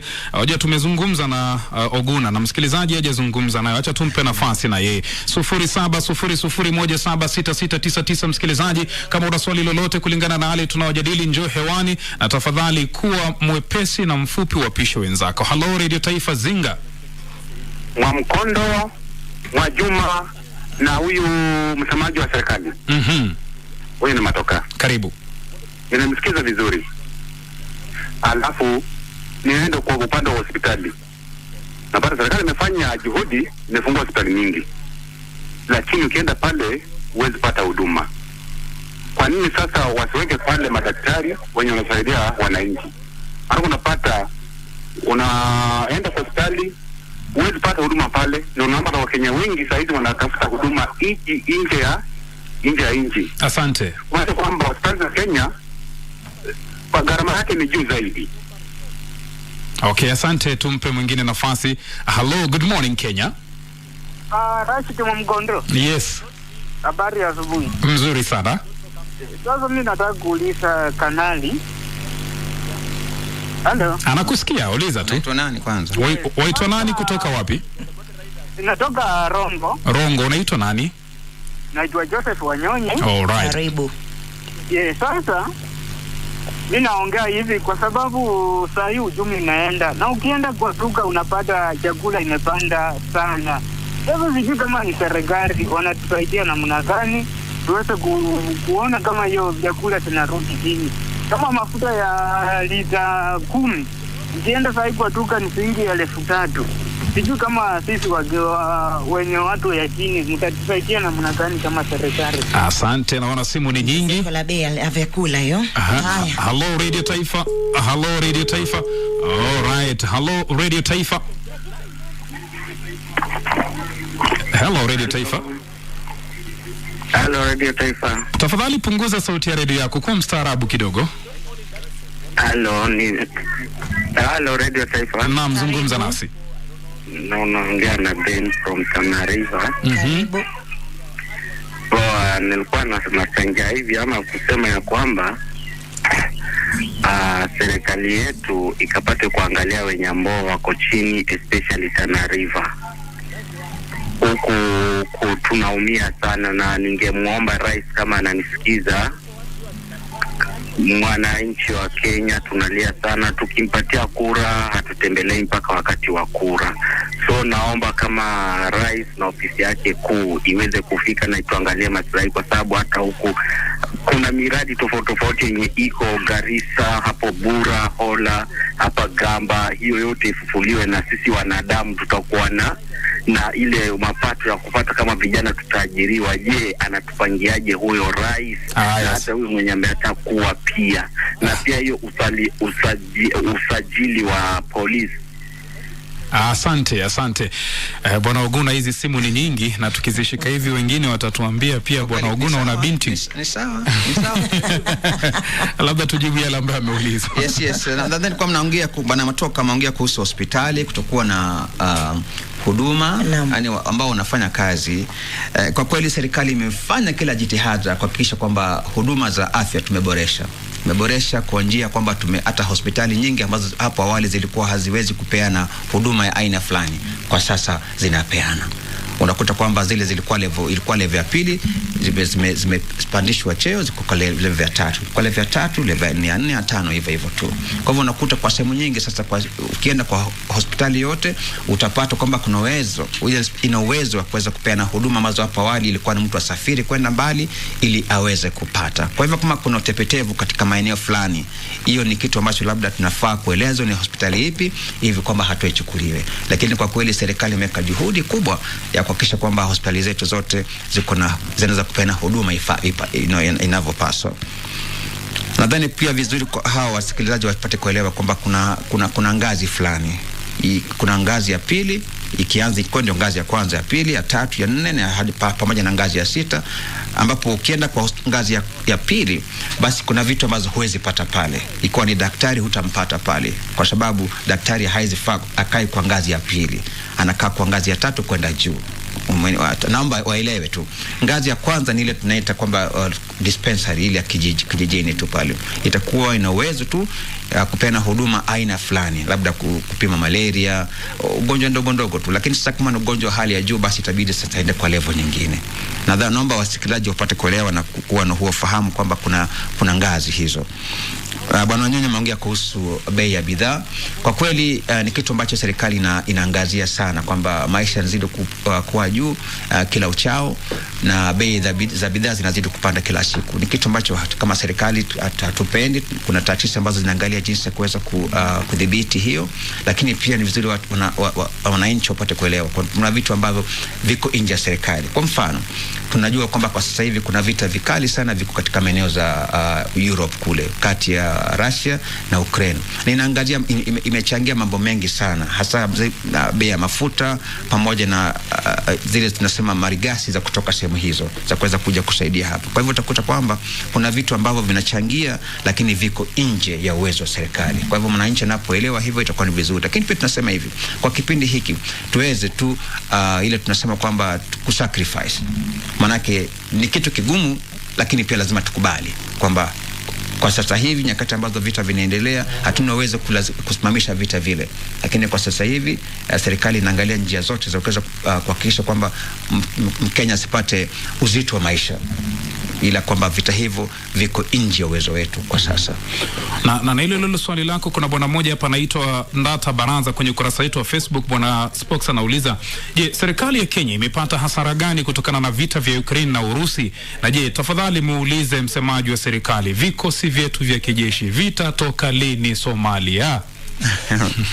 Nadhani kwamba zile hatari tumepata nimeshataja kweli, kwa sababu kuna mali gasi tunatoa kule za kuweza kusaidia hata na nini ya kupikia.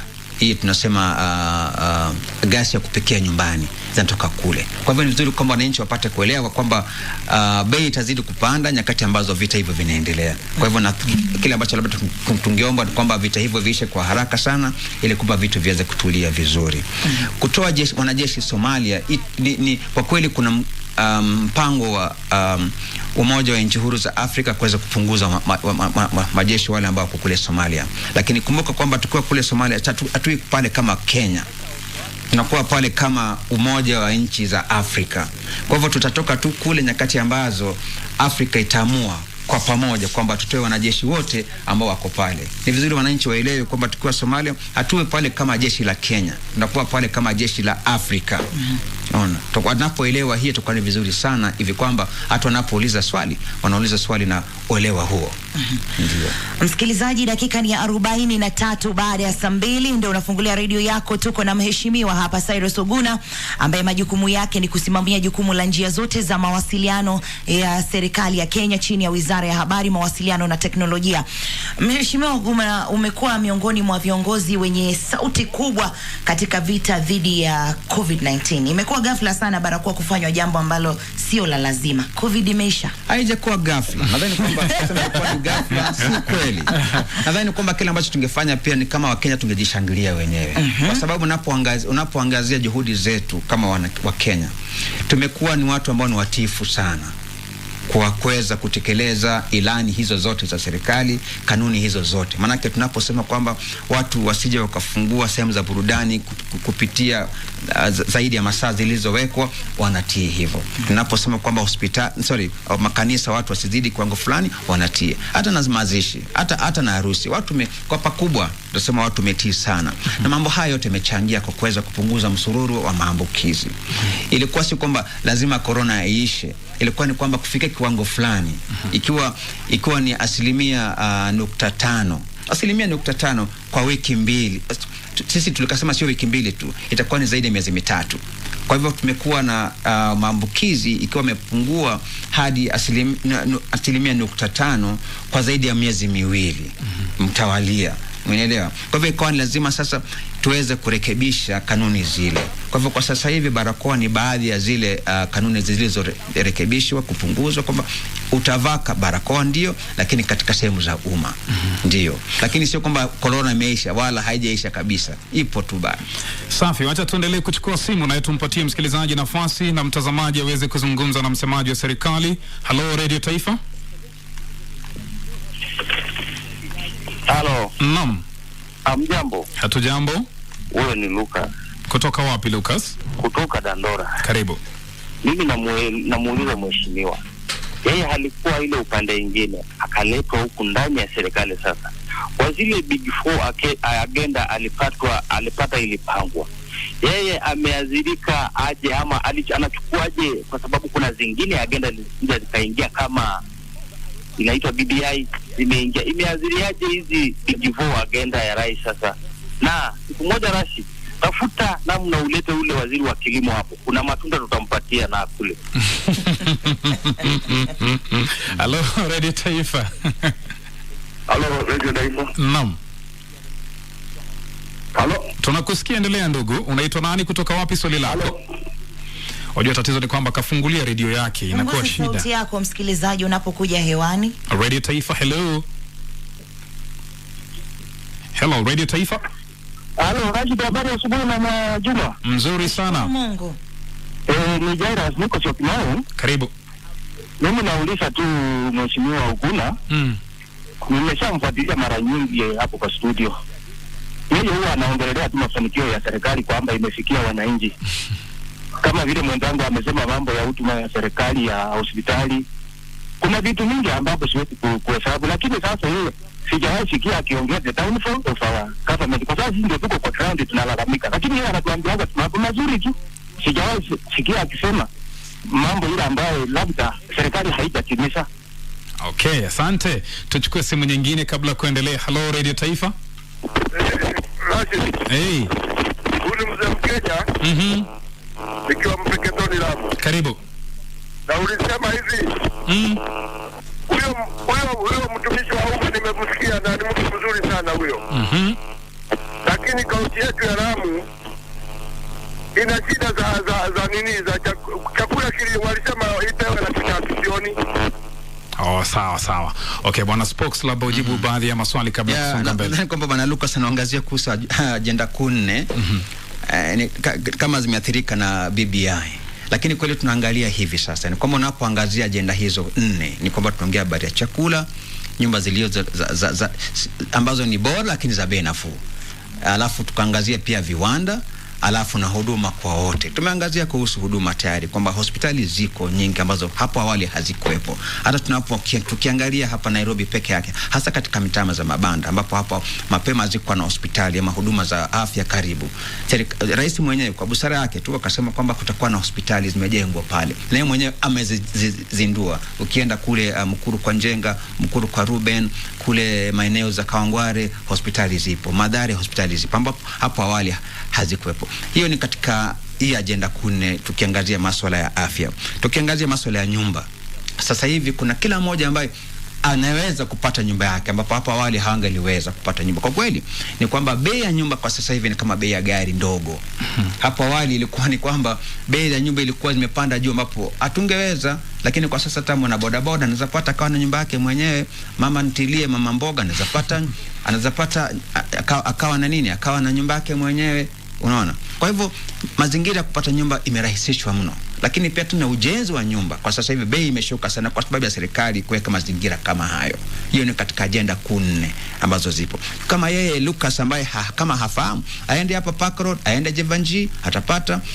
Aende pia na Pangani, nyumba zinatengenezwa kule. Kiambu juzi tulizindua, Lukenya zinaendelea. Nyumba zinajengwa. Agenda 4. Nadhani yote sina haja kutaja zote, lakini nitasema hiyo. Wengi wanasema kwamba najua Uhuru Kenyatta anapoondoka, unaona, hatima ya agenda kuu itakuwa vipi? Hata na Uhuru akiondoka, tutahitaji chakula. Hata Uhuru akiondoka, tutahitaji kulala kwa nyumba fulani. Kila mtu awe na sehemu yake ya kulala. Tutahitaji mambo mengine ya kiafya. Kwa hivyo agenda kuu 4 hazilingani, hakuna sababu ya kuingiza kwenye muhula wa Uhuru Kenyatta. Manake atakapoondoka tutahitaji masuala haya yote tu. Huduma hizi tutahitaji. Umenielewa? Kwa hiyo serikali nayo kuja, nadhani kwamba wataendelea tu na huduma hizo na miradi hiyo ili kwamba maisha ya Kenya ipate kuimarika zaidi. Jairus ameuliza kuhusu kwamba anaongea tu kuhusu masuala mazuri ya serikali wala hujawahi kutaja hata jambo baya, hata miradi ambayo haijatimizwa husemi. Kuna ufisadi mfanyika bwana Oguna husemi. Niseme hivi, ufisadi unapofanyika, tumeongea kuhusu Arona kwa Marer. Kuna taasisi ambazo kazi zao ni kuweza kufanya uchunguzi. Wafanye kazi yao. Umenielewa? Iwapo mtu amepatikana na hatia, basi kuna mahakama pia watafanya kazi yao. Kwa kweli, serikali ni chombo ambacho kina kila kitu. Chombo ambacho kina kila kitu ya kuweza kufanya uchunguzi, lakini pia mambo ya mahakama. Polisi wapo, kila mmoja afanye kazi yake. Na ndio serikali. Nadhani kwamba wengine tunaangalia serikali kama ni chombo ambacho kiko mbali pale. Hapana, ni chombo kiko ndani. Sisi wote tuko ndani ya kile chombo. Unaelewa? Kwa hivyo tukifahamu hivyo tutakuwa ni vizuri sana. Serikali ni yetu. Sio mtu mwingine. Tunaposema kwamba serikali imefanya hivi vibaya, ni sisi wenyewe. Maana unaposema kwamba serikali ni kama kitu ambacho hatumo ndani, tunatoka tumekosea. Kwa sasa hivi tunaelekea kwenye kipindi cha uchaguzi. Inamaanisha nini? Tunachagua serikali tunayoipenda yetu. Umenielewa? Kwa hivyo nadhani kwamba kile ambacho huwa naangazia kweli ni mambo ambazo zinasaidia mwananchi wa kawaida kujua kwamba huduma imeletwa karibu na yeye. Ndio. Maana ndio hasa kazi ya serikali, kupeleka huduma karibu na nini? Na wananchi. Ndio. Bwana Oguna, kuna swali moja hapa ni la kizushi, lakini ameogopa kusema, akaniambia nimsemee baada yake. Anaitwa Eunice Githongoro wa Londiani. Mbona siongee tu mwenyewe? Amenituma mimi, anasema yeye anakuogopa. Anasema kwamba anapenda sana ufasaha wako wa lugha ya Kiswahili. Je, una nambari ya simu ambayo si ya ofisi? Sasa ni kwako wewe. Na hata tukizungumzia ufasaha wako wa lugha, uliujulia wapi? Yani nimekaa nimekusikiliza, lakini yani unavyotiririka sio mchezo. Hapana, sisi nadhani tuseme hivi bwana Rashidi na dada Majuma, ni kwamba sisi wote katika kanda hii ya Afrika Mashariki lugha yetu ni moja, na ni lugha ya Kiswahili. Sote nadhani kwamba ni lugha imetunganisha sote. Unapoenda kule Uganda lugha ni hiyo hiyo, unapoenda Rwanda lugha hiyo hiyo, Burundi lugha hiyo, Tanzania lugha hiyo, labda South Sudan kidogo bado, lakini utakuja kuingia tu pale. Nadhani kwamba sisi sote kwa pamoja tuweze kudumisha lugha hiyo na tuweze kuangazia sana. Kuna wasiwasi ambao unahubika, wengi wanauliza, je, transition ya Mheshimiwa Rais Uhuru Kenyatta akiondoka kumpokeza atakayekuwa itakuwa vipi? Wengi wana wasiwasi, kutakuwa hivi, kutakuwa vile. Haitakuwa mara ya kwanza ya kupishana kijiti hicho. Haitakuwa mara ya kwanza. Nakumbuka mwaka 2002 ilikuwepo. 2013 ilikuwepo. Kipindi hiki itakuwepo. Maana sio mara ya kwanza, na vipindi hivyo vyote hakuja kuwa na fujo yote. Kwa hivyo nadhani kwamba kile ambacho ningeelezea wananchi ni kwamba wawe na amani na imani kwamba kila kitu kitakuwa sawa. Na mambo yatakuwa sawa bila shaka. Labda nikiongezea tu, kuna mmoja hapa alikuwa ameuliza kuhusu huduma ambazo ni kwa ajili yetu. Miradi unaambiwa kwamba ni kwa ajili yetu na huduma hizi za serikali ni kwa ajili yetu, lakini pia wanasema kwamba hawafikii bei. Kama kwa mfano SGR ilikuwa katika bei ilipanda, ikaja ikapanda ikawa juu tena, ikawa sasa uchukuzi yule ambaye yuko chini hawezi tena kufikia hapa.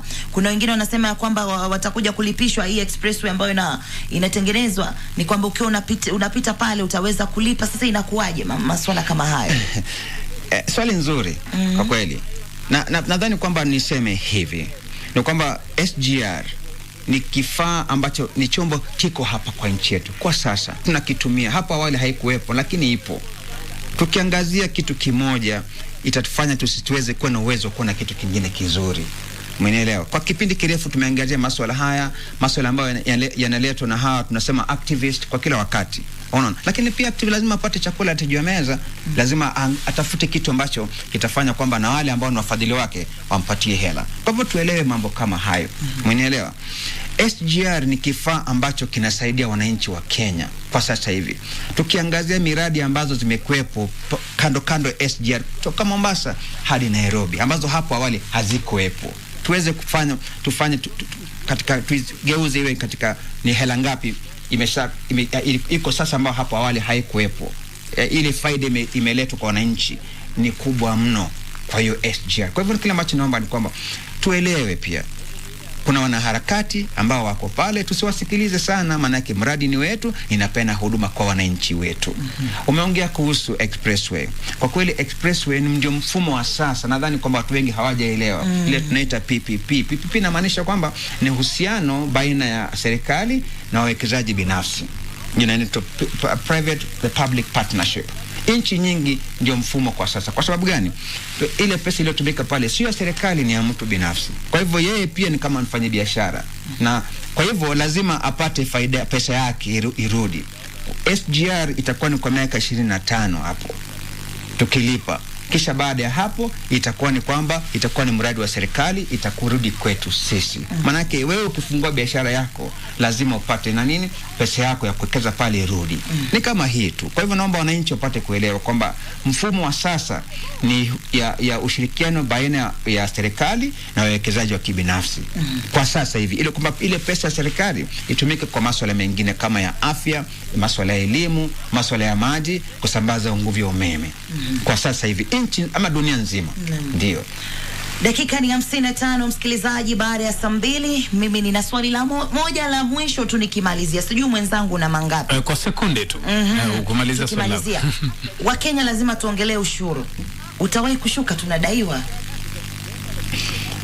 Kwa kweli nia serikali ni kwamba kila kitu iweze kuwa katika ngazi ya kuweza kupatia maisha Mkenya iwe rahisi. Kwa kila serikali yote na yetu pia zaidi. Lakini pia ukiangazia vitu ambavyo tunafanya kama serikali ni vingi mno za kuweza kufanya maisha Mkenya iwe rahisi mno, iweze kuweka mazingira ya kuweza kufanya Mkenya aweze kuchapa kazi na apate riziki ya kila siku. Ukiangalia kwa nchi hii, kwa kweli nadhani kwa kanda nzima Afrika Mashariki tuko juu sana. Tuko juu sana. Sio masuala ya shule, sio barabara peke yake, sio afya peke yake. Kuna watu wengi wanakuja hapa kutafuta huduma za afya. Kwa sababu gani? Kwa sababu tuko juu tu katika ngazi hiyo ya mambo ya afya, hata na shule. Kwa hivyo mambo haya yote ni kutokana na ushuru wetu ya wananchi. Kwa hivyo lazima watu wapate kuelewa kwamba tunapopata hizo pesa za kutoka kwa wananchi zinawekezwa ili kwamba wananchi waweze kufaidika kwa huduma ambazo serikali inapeana. Bila shaka mtazamaji na msikilizaji, hatuna la ziada, labda tu kwa dakika moja nimpishe mgeni wetu ambaye tunamshukuru sana kwa kuacha shughuli zake nyingi na kuja kuzungumza na wasikilizaji na Wakenya kwa ujumla. Labda msemaji wa serikali ndugu Kanali Sera Soguna, kabla kutoka hapa ndani ya studio, una wito gani kwa Wakenya wakati huu tunapoelekea kwenye uchaguzi mkuu wa mwaka 2022? Nadhani kwamba nyota ndogo alikuwa amesema amani, amani, amani itane na itawale. Kwa sababu miradi hii tumetaja yote ni kwamba inahitaji amani iwepo, ili kwamba sio kuzilinda tu, lakini pia tuweze kupata maendeleo zaidi. Bila amani maendeleo haitaweza kupatikana. Kwa hivyo kila mwananchi awe na ule utu wa kuweza kuleta amani tunapoelekea kwenye kipindi cha uchaguzi, kwamba amani itawale siku zote na endelea kutawala zaidi tunapoendelea katika miaka mingine, hata baada ya uchaguzi. Sio wakati kipindi cha uchaguzi tu peke yake, lakini hata baada ya uchaguzi tuwe na amani kila wakati. Unaambiwa siku zote uungwana ni kitendo. Tumeshukuru sana kwa kufika, kwa uwepo wako, kwa kutujibu maswali yetu. Mwenyezi Mungu akuzidishie. Asante sana. Mtazamaji basi na msikilizaji, hatuna la ziada. Wanasema siku zote kila kilicho na upesi hakina budi kuwa na uharaka, sio? Upesi tumemaliza, sasa ni uharaka msikilizaji. Then kwamba kufikia hapa, ikiwa ni dakika 2 zimesalia tuweze kumpisha Jona Ngare aweze kutusomea taarifa ya habari. Ningependa tu kuchukua fursa hii mtazamaji na msikilizaji kwa kuchagua runinga yako ya KBC Channel 1 ndani ya kipindi cha Good Morning Kenya. Asante sana mkuu wa vipindi katika runinga ya KBC Channel 1 Bwana Michael Ndetei kwa fursa hii. Vile vile pia asanteni sana wapiga picha wetu wote ambao mko hapa ndani, mafundi wa mitambo, bila kuwasahau waelekezi wetu wawili Ben Kamuti na vile vile pia Matonjeru, na msikilizaji bila kuwasahau watangazaji wenzangu ambao wako kwenye kipindi cha Good Morning Kenya. Asante sana kwa muda wenu, na kwa leo ni siku ya Jumanne na kipindi cha Good Morning Kenya mtazamaji huwa Jumanne wanazungumzia masuala ya afya, na leo wanazungumzia kuhusiana na kifua kikuu, yani tuberculosis. Sisi tunamaliza upande wetu. Asante sana kwa mara nyingine tena ndugu Oguna. Mimi nimekuwa mtangazaji wako, jina langu naitwa Rashid Mwamkondo na mwenzangu mrembo hapa aitwa nani? Niite Mwajuma Ali Chozi la Almasi. Hadi wakati mwingine tena tunasema shukran sana. Endelea kusikiliza Radio Taifa Sauti ya Mkenya na endelea kutizama runinga yako ya KBC Channel 1 kipindi Good Morning Kenya. Kwa herini.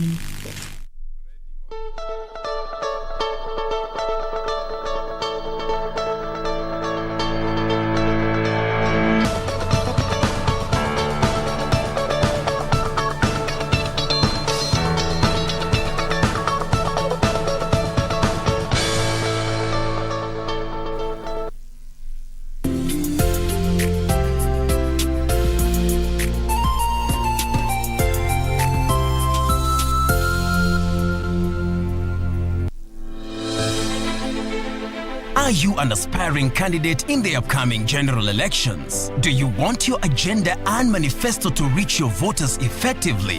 At KBC, we have the most comprehensive and credible online platform that has profiles of all prospective candidates. Log on to www.kbc.co.ke/2022 aspirants and let Kenyans know more about you, your past achievements, your manifesto, and your development agenda once you get elected to office. What's more, the website is easy to navigate. We will create your profile, post pictures and short videos with your campaign messages at affordable hosting fees. Log on to www.kbc.co.ke/2022 aspirants today and establish your brand authority as we lead towards the forthcoming general elections.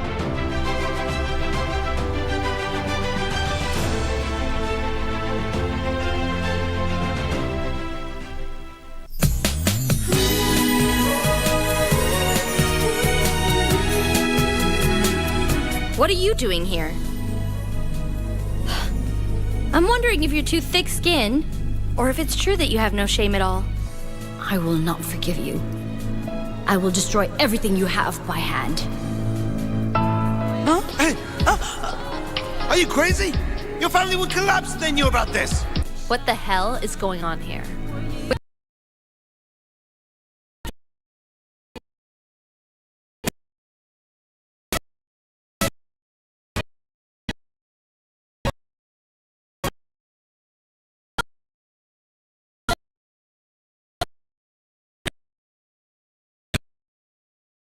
National Assembly and the Senate. When our members of parliament.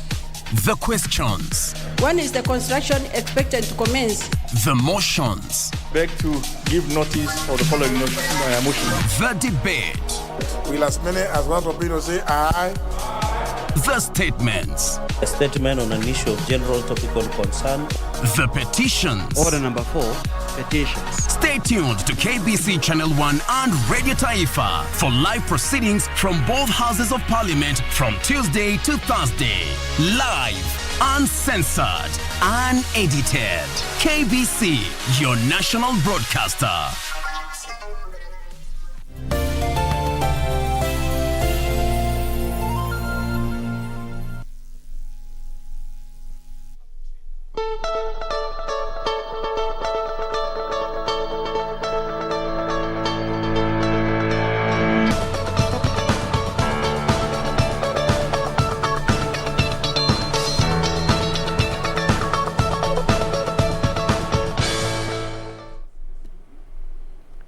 Welcome back. Thank you for staying with us this far from that beautiful discussion with the government spokesman there concerning food security and the projects that the government is undertaking. We now bring you back to studio and continue with our health segment, and rightly mentioned by Momkondo right there. Today we're going to be talking about TB, tuberculosis, to just help you understand the basics, know where we are as a country and how you can be your first line of defense. And as always, we welcome you to be part of this conversation. Talk to us using the hashtag Good Morning Kenya on Twitter. Our official station handle is at KBC Channel 1. Our individual handles ever remain to be at Dorina Range, at Victor Olo, at Regina Minara, at Ben Troy and at Jane Wumboy.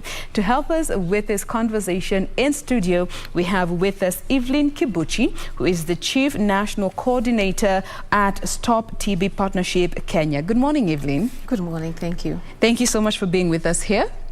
Thank you. Are you available on the social media platforms? Yes. How can our viewers be able to interact with you?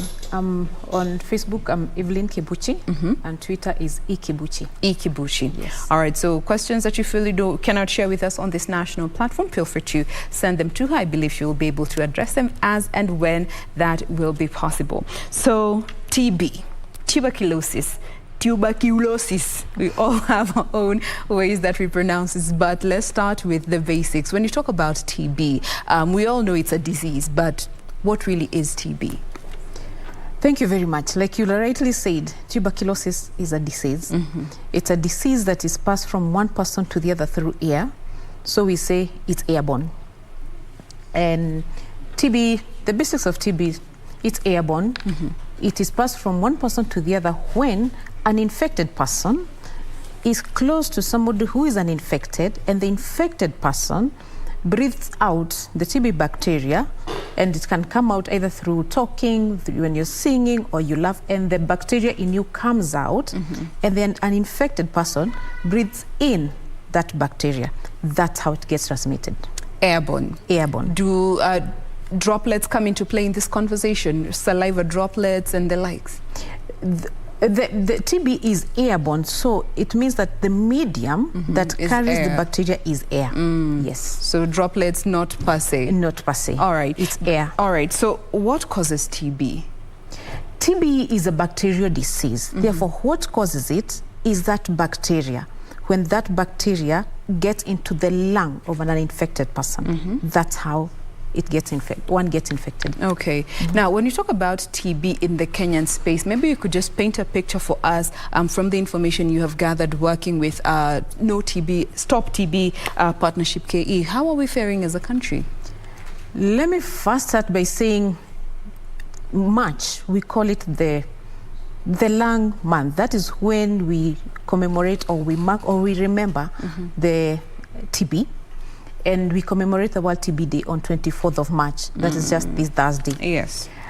As a country, I would say we are not doing very well. And I'll start with, where are we at the global level?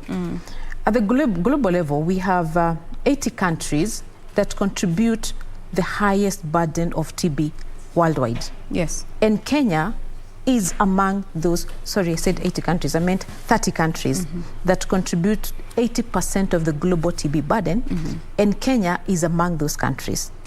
That's globally. Let's come to Africa. Africa, we are ranked number 4. South Africa comes first, Nigeria comes second, Ethiopia comes third, and Kenya comes fourth. That simply says we are not doing very well as a country as far as TB is concerned. Oh, wow. And how recent are these figures? These figures are as recent as 2020. I'm referring to the data of 2020 according to World Health Organization statistics. Okay. Now, given there's such high prevalence rates in our country, and one would think we would know, like, when TB is spreading, but what are some of those signs and symptoms that maybe are presenting themselves in individuals, but we tend to look past them? Let me first talk about the symptoms of the common TB that we know, the TB that affects the lung. What are the common symptoms? The very common symptom that we know is a cough. And it's any cough, not a cough for 2 weeks, not a cough for 3 months, any cough could be a sign of TB. Loss of weight. And by loss of weight, we mean you lose so much weight in a very short period. Lack of appetite, and sweating a lot at night, especially at night. And you say sweating in this current weather that we are experiencing. Yeah, the difference is that with this sweat, it's a lot of sweating, and it's more at night. So that you wake up in the morning and you're looking at the sheet and it looks like, it has been soaked in water. Exactly. Okay. Yeah. Now, I also understand there are 2 major categories of TB. We talk about latent TB and active TB. Help us understand the difference. Yeah. Before we go to the latent and active TB, I want to say that you do not have to wait for all those symptoms that I've talked about to appear. In some people, they could only get one symptom. For example, you could find somebody who only had a cough, but the other symptoms were not as prominent. So somebody could actually ignore because they'll say, I only had a cough. Other people will only present with night sweats, right? The other symptoms will be there, but they are not so pronounced. So they'll just be saying, the symptoms have many, but I'm just feeling a night sweat. Nakohoa sana. Ama na sweat tu sana. Exactly. So any of those symptoms that I've mentioned could be TB. Okay. So, latent TB and active TB. At any point in your lifetime, you must have come into contact with somebody who had TB, right? Maybe you visited someone in hospital who had TB, or you had just gone to see somebody in hospital, but in the vicinity, there was somebody who had TB, or you traveled in a matatu, and there was somebody who was in that matatu and had TB, and they coughed or they talked. The bacteria came out from their mouth, and it lingered in that matatu. So at some point, you may have breathed in, but you've never suffered from TB, right? So that bacteria that you breathed in and is sitting in your system or in your body, we say you have latent TB. The bacteria is in your system, but you're not sick. So in a sense, it's in an inactive state? It's in an inactive state. But it is in your body? But it's in your body. Okay. And that we say a majority of us have that bacteria that is sitting in our body, right? Because like I said, at some point we have been in contact with somebody who has TB. Yeah. So when does it become active TB? So we have that bacteria that is sitting in you, okay? So they are the factors that make that inactive TB or that latent TB become active. And it's anything that makes the immunity of your body go low. Yeah? So it could be anything like low immunity caused by poor nutrition, or any other disease like HIV. You get HIV, we of course know that HIV brings down your immunity, yes. Or you have any other condition like diabetes, it also brings down your immunity, and now it gives an opportunity of that inactive bacteria in you to become active, and now you start getting the symptoms, right?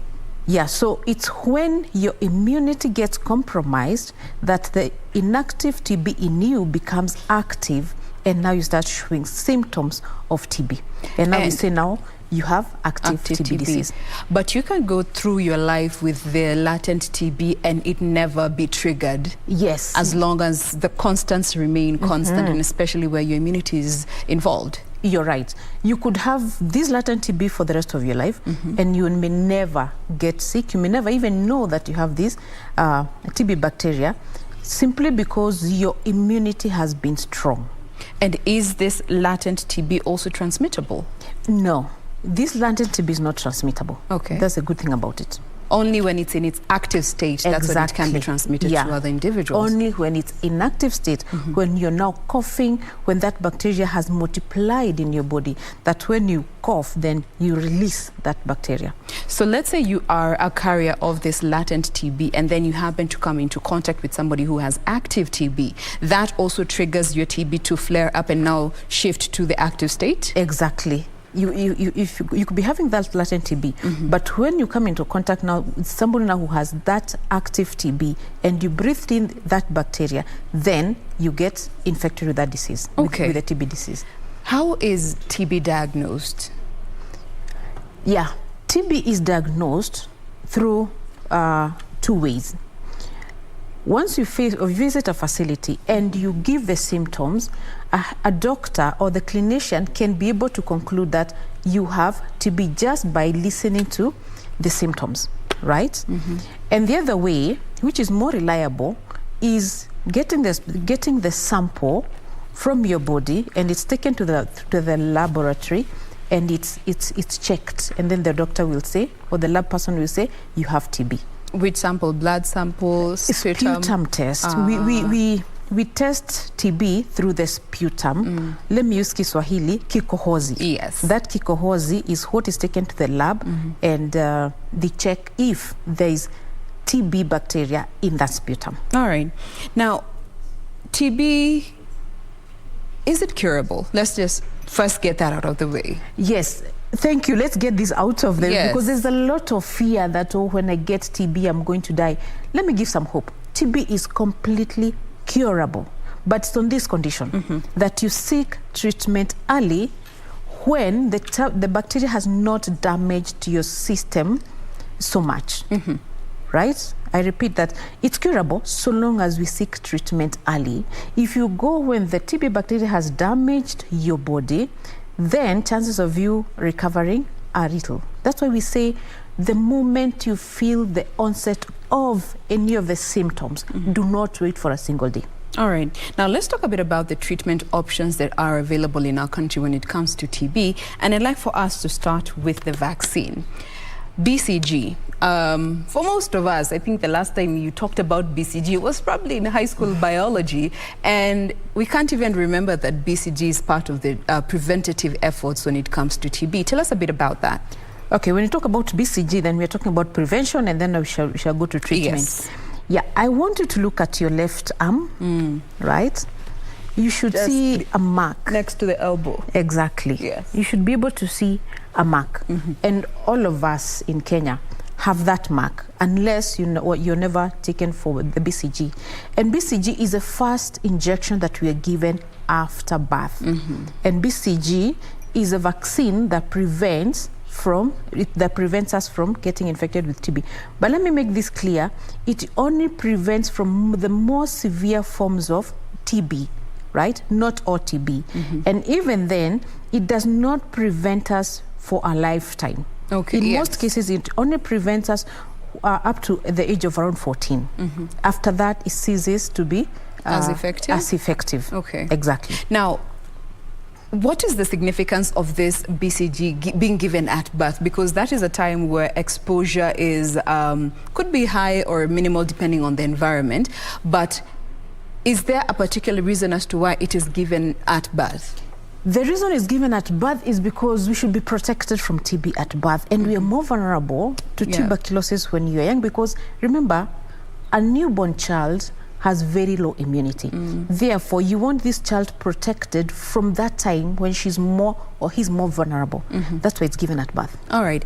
And considering there hasn't been, let's consider a situation where this particular child hasn't been exposed to TB and they have gotten this particular vaccine. Can this vaccine be given at any other time in life?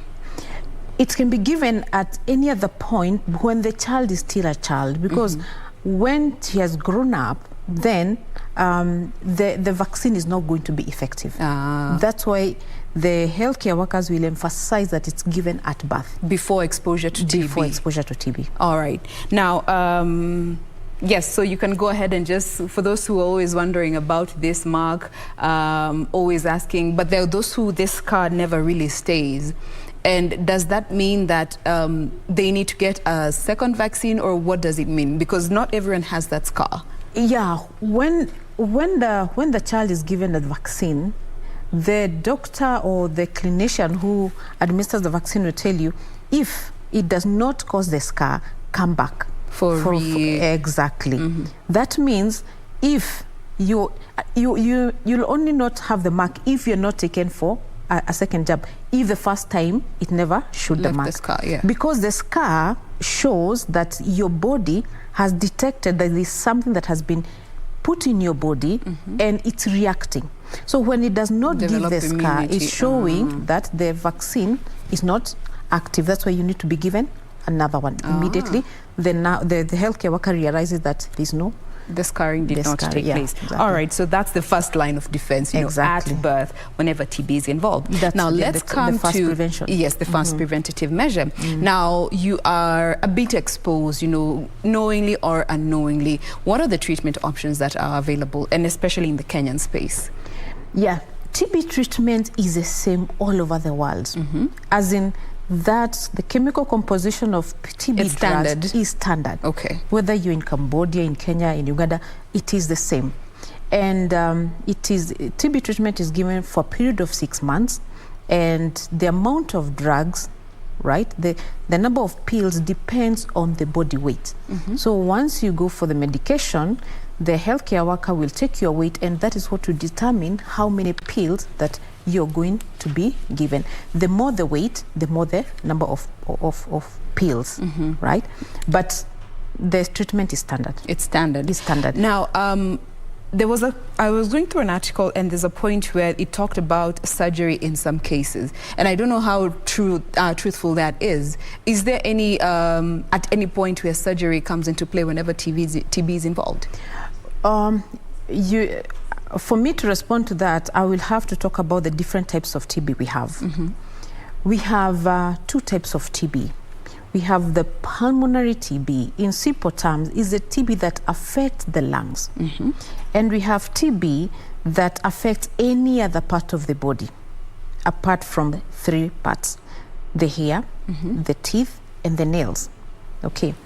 So when TB happens outside the lung, what we call extrapulmonary TB, then depending on where it is, then the doctor may determine whether surgery may be required.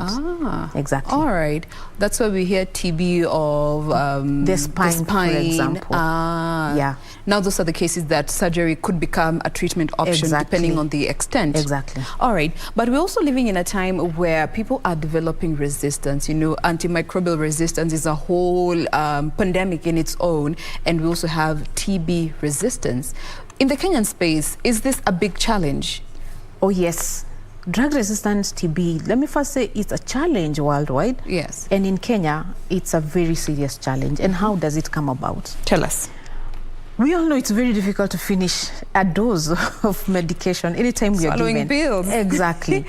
And because maybe you're given you to take for 7 days, but on the 4th day you're feeling better, right? Yes. Or sometimes you feel like you don't feel nice, you don't feel good when you take the pills, and so after 3-4 days you stop.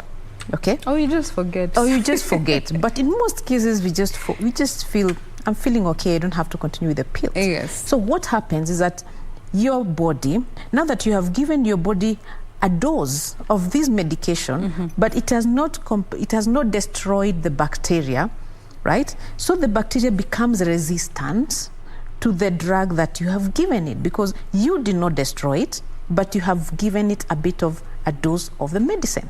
So but it wasn't in the quantities that is needed to destroy it completely. The bacteria. Exactly. Right. So the same thing happens in TB.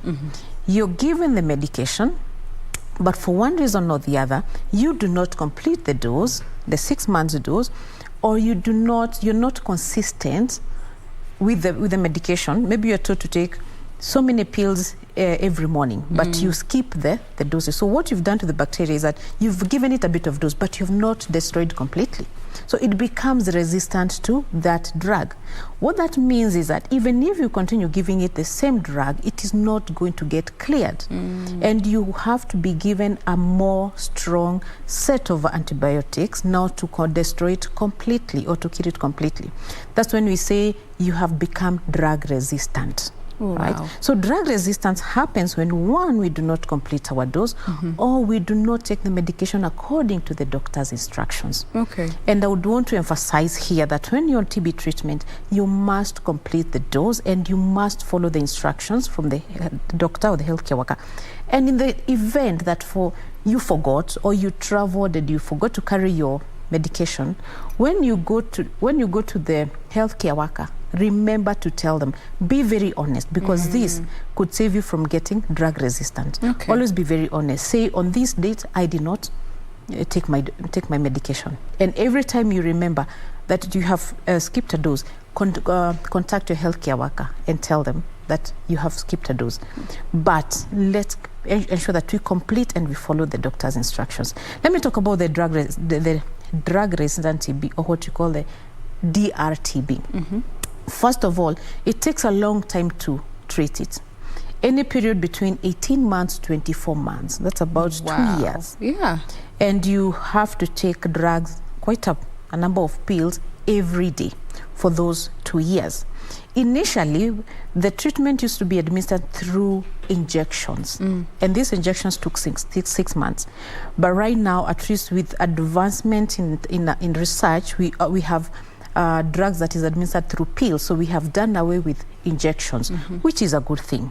But again, it's very expensive on you as a patient and also as a country, because the government will have to cater for you, for the treatment for you, and it's very expensive. Right now, it takes between 1.5 and 1.8 million to treat 1 case of drug-resistant TB.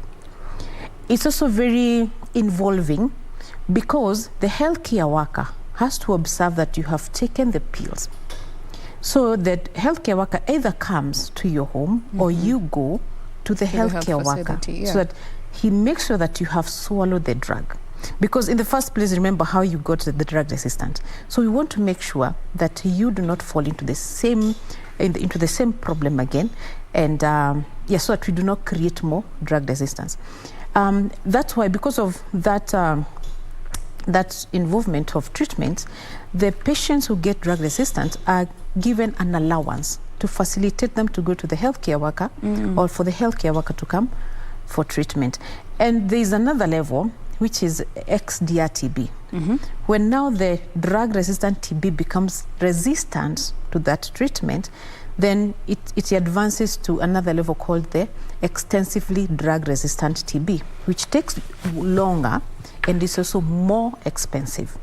And the symptoms keep manifesting as long as exactly resisting these drugs.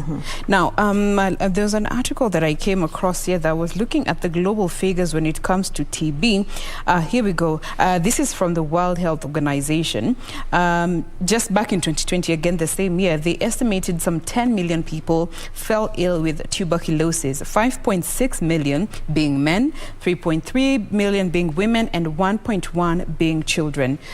Given this high number of men against women, almost double, is there a relation to gender when it comes to exposure to TB, or the level? It's a level playing field.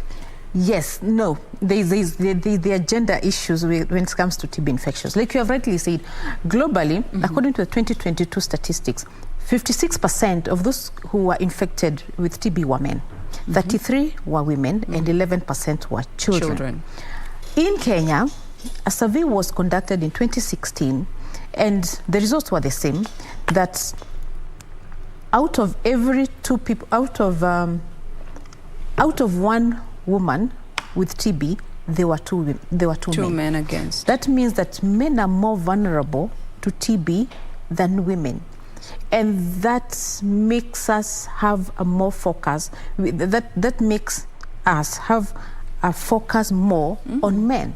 And why are men more vulnerable? Though no research has been done to concretely say these are the reasons, we can only speculate. And one issue with men, if you look at the way of life, how they work, the situations in which they work, they place them to be more vulnerable. For example, you go to factories. Even now, if you go to a matatu, you like to get more men than women. Yeah. You go to football, you go to the drinking places, there are more men than women. So if one man is infected among them, then there are chances that more are going to be infected. Okay. Secondly, this is common among men. They don't like going to hospital, right?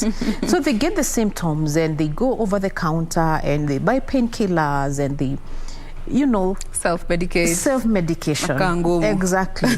Some may hear you take a shot of vodka and the cough is going to clear. But, so that delay, that not seeking healthcare among men places men in a more vulnerable position for getting infected with TB. And so I would want to address men for today and tell them, you understand now that you're more vulnerable to TB. And if TB is not cured, it kills. So for men, any moment you get any of the symptoms that I mentioned, do not wait, do not self-medicate, do not borrow medication from your friend. Simply go to a healthcare worker, go to a facility, get treated. Because once you get treated, you also protect your loved ones, you protect your family. But so long as you're not treated, you're also exposing your loved ones to tuberculosis. All right, Victor, Mali ambapo ulipo, I hope you have heard that clarion call. Men, women have a higher sense of self-preservation than men. So ukisikia unakohoa kidogo, kimbia hospitali. Umesikia Victor? Nakimbia wapi?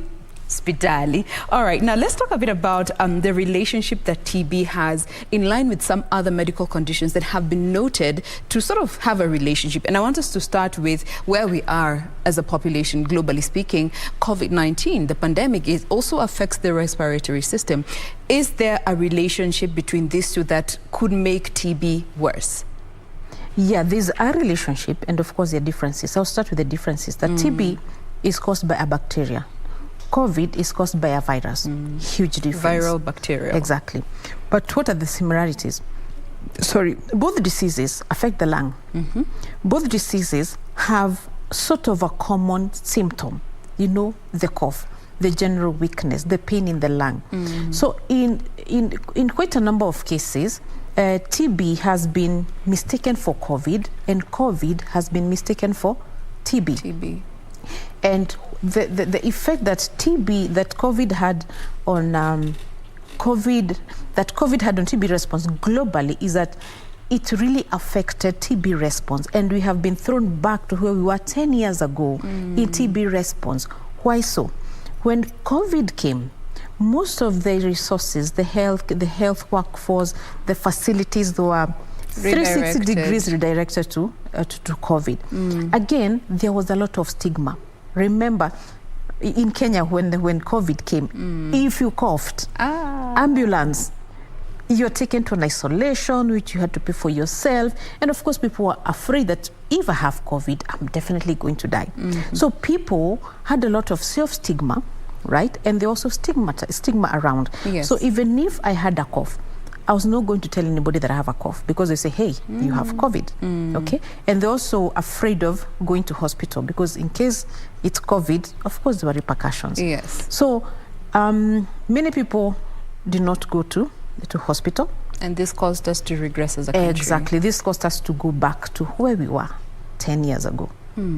And we are trying to recover slowly, and by encouraging what we are calling bidirectional screening. That means when I go for COVID screening, then I'm also tested for TB. And when I go for TB, I'm also screened for COVID. Okay. And that is it's a cost-effective way of addressing the two pandemics. To avoid going down the wrong path, especially when it comes to the treatment. Exactly. All right. Yeah. Now, and also the fact that because of the similarities in the symptoms. So when I'm presenting for COVID, it could be TB, right? And when I'm presenting for TB, it could be COVID. Yeah. So the only sure way is that let me be tested for both. And I would make this a clarion call, that when you have any of those symptoms, be screened and tested for both diseases. For both of them. Again, that's why we like to understand this relationship between these two. Now the other one is the relationship between HIV and TB. We have known for the longest time that TB is one of the opportunistic diseases that really affects the population that have the virus. Why is it one of the biggest challenges when it comes to this particular part of the population? Okay, first of all, I would want to dispel the rumor that anybody who has TB has HIV. Yes. And I want to send this record straight with statistics. Only about 25% of people with TB have HIV. Yes. Only 25%. What does that tell us? That about 75% of people with TB do not have HIV. Yes. That should come as a consolation. So when you see somebody coughing, or when somebody tells you they have TB, let us not automatically conclude that they are HIV positive. They are not. And there's a whole huge difference. And I'll talk about again the difference and the similarities. Yes. HIV is a virus. Again, TB is a bacteria, is a bacterial infection. Huge difference. But what are the converging points between the two? It's simply because HIV is known to bring our immunity down. And so TB takes advantage of that lowered immunity. That is the only relationship. That means if you have HIV and you get TB, then the symptoms of HIV are likely to be visible more. Okay. Right? And if you have TB and you get HIV, then the HIV in you will accelerate the progress of TB in you. Right? Yeah. All right. Now, diabetes as well. That is one of the areas that actually you pointed out. What is the relationship between TB and diabetes? Again, it boils down to the immunity, right? It has been discovered that most people with diabetes, I do not call them patients because TB is just a condition. I mean, diabetes is just a condition. People with diabetes have been discovered to be getting TB. That means diabetes has also been known to bring about conditions that make TB to thrive more. Okay. Right? And now we're also calling for the same, let me use the word bidirectional, for lack of a better term, but that means that once you're going for diabetes checkup, that you should always be checked for TB. And also when you go for TB, you should also be tested for diabetes, because you have found that there's that correlation. But again, simply because diabetes will make TB thrive better. It's sort of a gateway. Exactly. All right.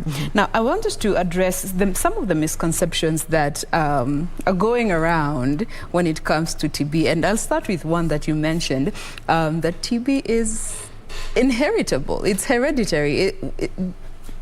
Yes, that's one of the biggest misconception and a myth. Yeah. And why do people think so? It's because you may find more than one person in the family having TB. And how did it come about? It's simply because they're living in the same environment. Exposure. Exactly. And one person exposed their entire family. And so when people see more than one person in a family with TB, then they conclude, wanasema, he ina run kwa familia, that it runs the family. TB is not hereditary. It is not genetic. It's simply airborne. All right. Now, there's also a huge chunk that believes TB is a direct death sentence. I mean, we had campaigns going around say TB na TB, but for most people still believe that TB is a death sentence. TB is not a death sentence completely. TB is curable. And statistics show us, like in Kenya, the treatment success rate for TB is about 89%. That means 89% of the people who get TB will get cured.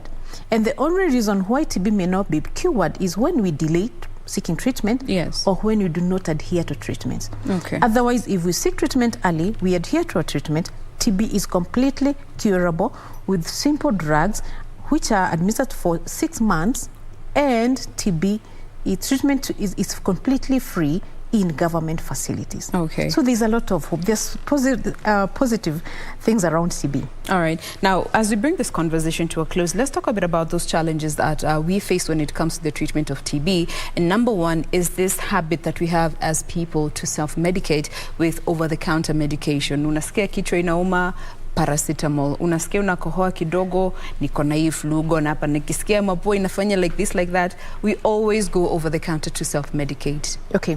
I'll talk about that and also talk about what can we do to prevent ourselves from getting infected. Briefly, as we compress it into something First brief. of all, let's completely avoid self-medication for any disease, right? That's why we have doctors. That's why doctors are paid to take care of our health. So headaches, cough, whatever it is, stomachache, let's not self-medicate. Let's not go for the counter. Let's not go to herbalist. Let's seek proper medication. Number two, how do we prevent ourselves from TB? First of all, the BCG vaccine for children, that's a must. Secondly, proper nutrition. If our bodies, if we are feeding well, if our bodies are well nourished, then we reduce chances of getting infected. Living in well-ventilated conditions. Opening windows in our houses, in our offices, in the matatus. The other thing is when you have an infected family member, ensuring that they are on treatment, because that again prevents us from contracting disease. And for those who get the symptoms, quickly get treated. That's a sure way of us reducing new infections and creating awareness. I really like what KBC does. Educating people, because why would somebody die of a disease that's curable? It's simply because they did not know in the first place that what they were suffering from is tuberculosis. They don't know that it's curable. But today I want to give people hope that TB is curable, and so long as we seek treatment. Let's not die of diseases that don't have treatment and die of diseases that can be treated. Let's pick our battles.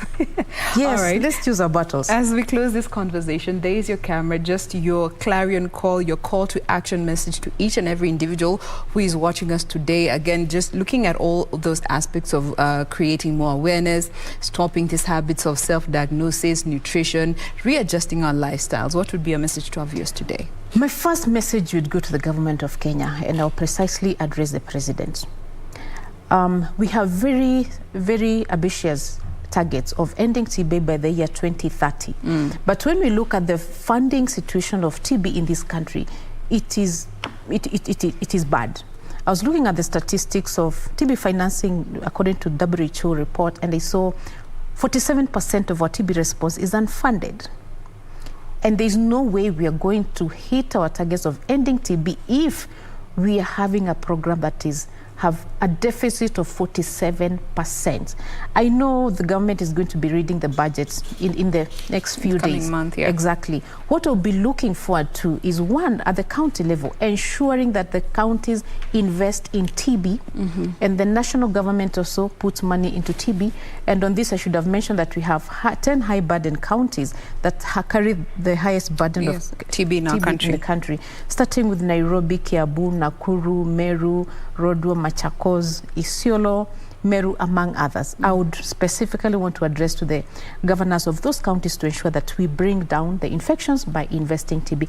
And to the general Kenyans, please do not self-medicate, seek health care, and support those who are on treatment. Let us not stigmatize anybody who has a cough thinking it's COVID. Even if it's COVID now, we know it's treatable, it's manageable. Support those people who are on treatment. And finally, let's spread the message of TB. Now we know the symptoms. We know, we know how TB is treated. Yes. Let's spread this message. Tell the next person to tell the next person. And if every 53 million of Kenyans are aware of TB symptoms, then we are going to bring down infections of TB. Beautifully put. Nothing to add on to that. We have been speaking with Evelyn Kibuchi, who is the Chief National Coordinator working at Stop TB Partnership Kenya. Thank you so much for making time to be with us today. Thank you so much for giving me the opportunity. Karibu sana. Now, with that, we want to call it a program. Thank you so much for being with us. That is all we had lined up for you today, but be sure to join us again tomorrow morning. My name is Jen Boy. Do enjoy the rest of your viewing. Bye-bye for now.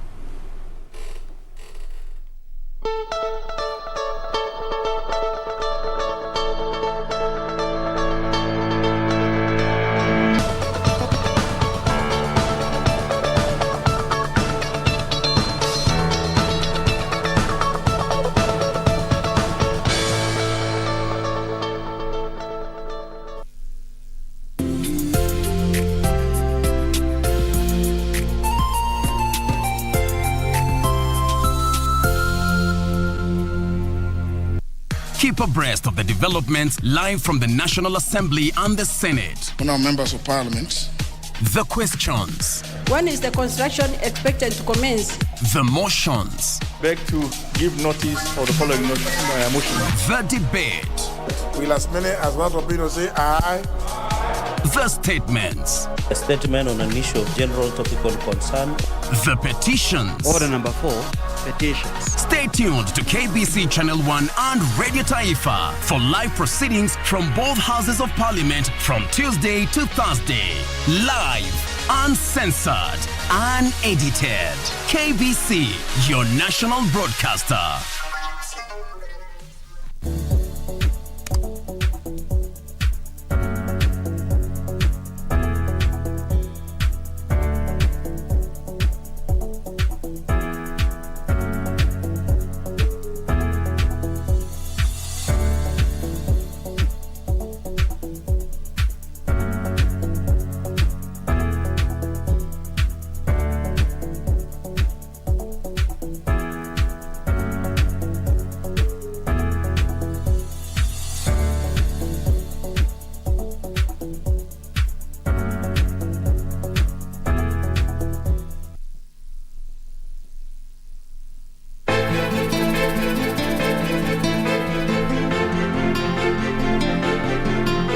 Pesa mimi nilikuwa nazo na siko bahili kwa watu. Ni mtu mmoja tu na nibadi. Sikutamani wala sitawahi kukutamani. Sio haki. Sio haki kabisa. At least angekudanganya danganya. Sio kukwambia waziwazi namna hiyo. Really?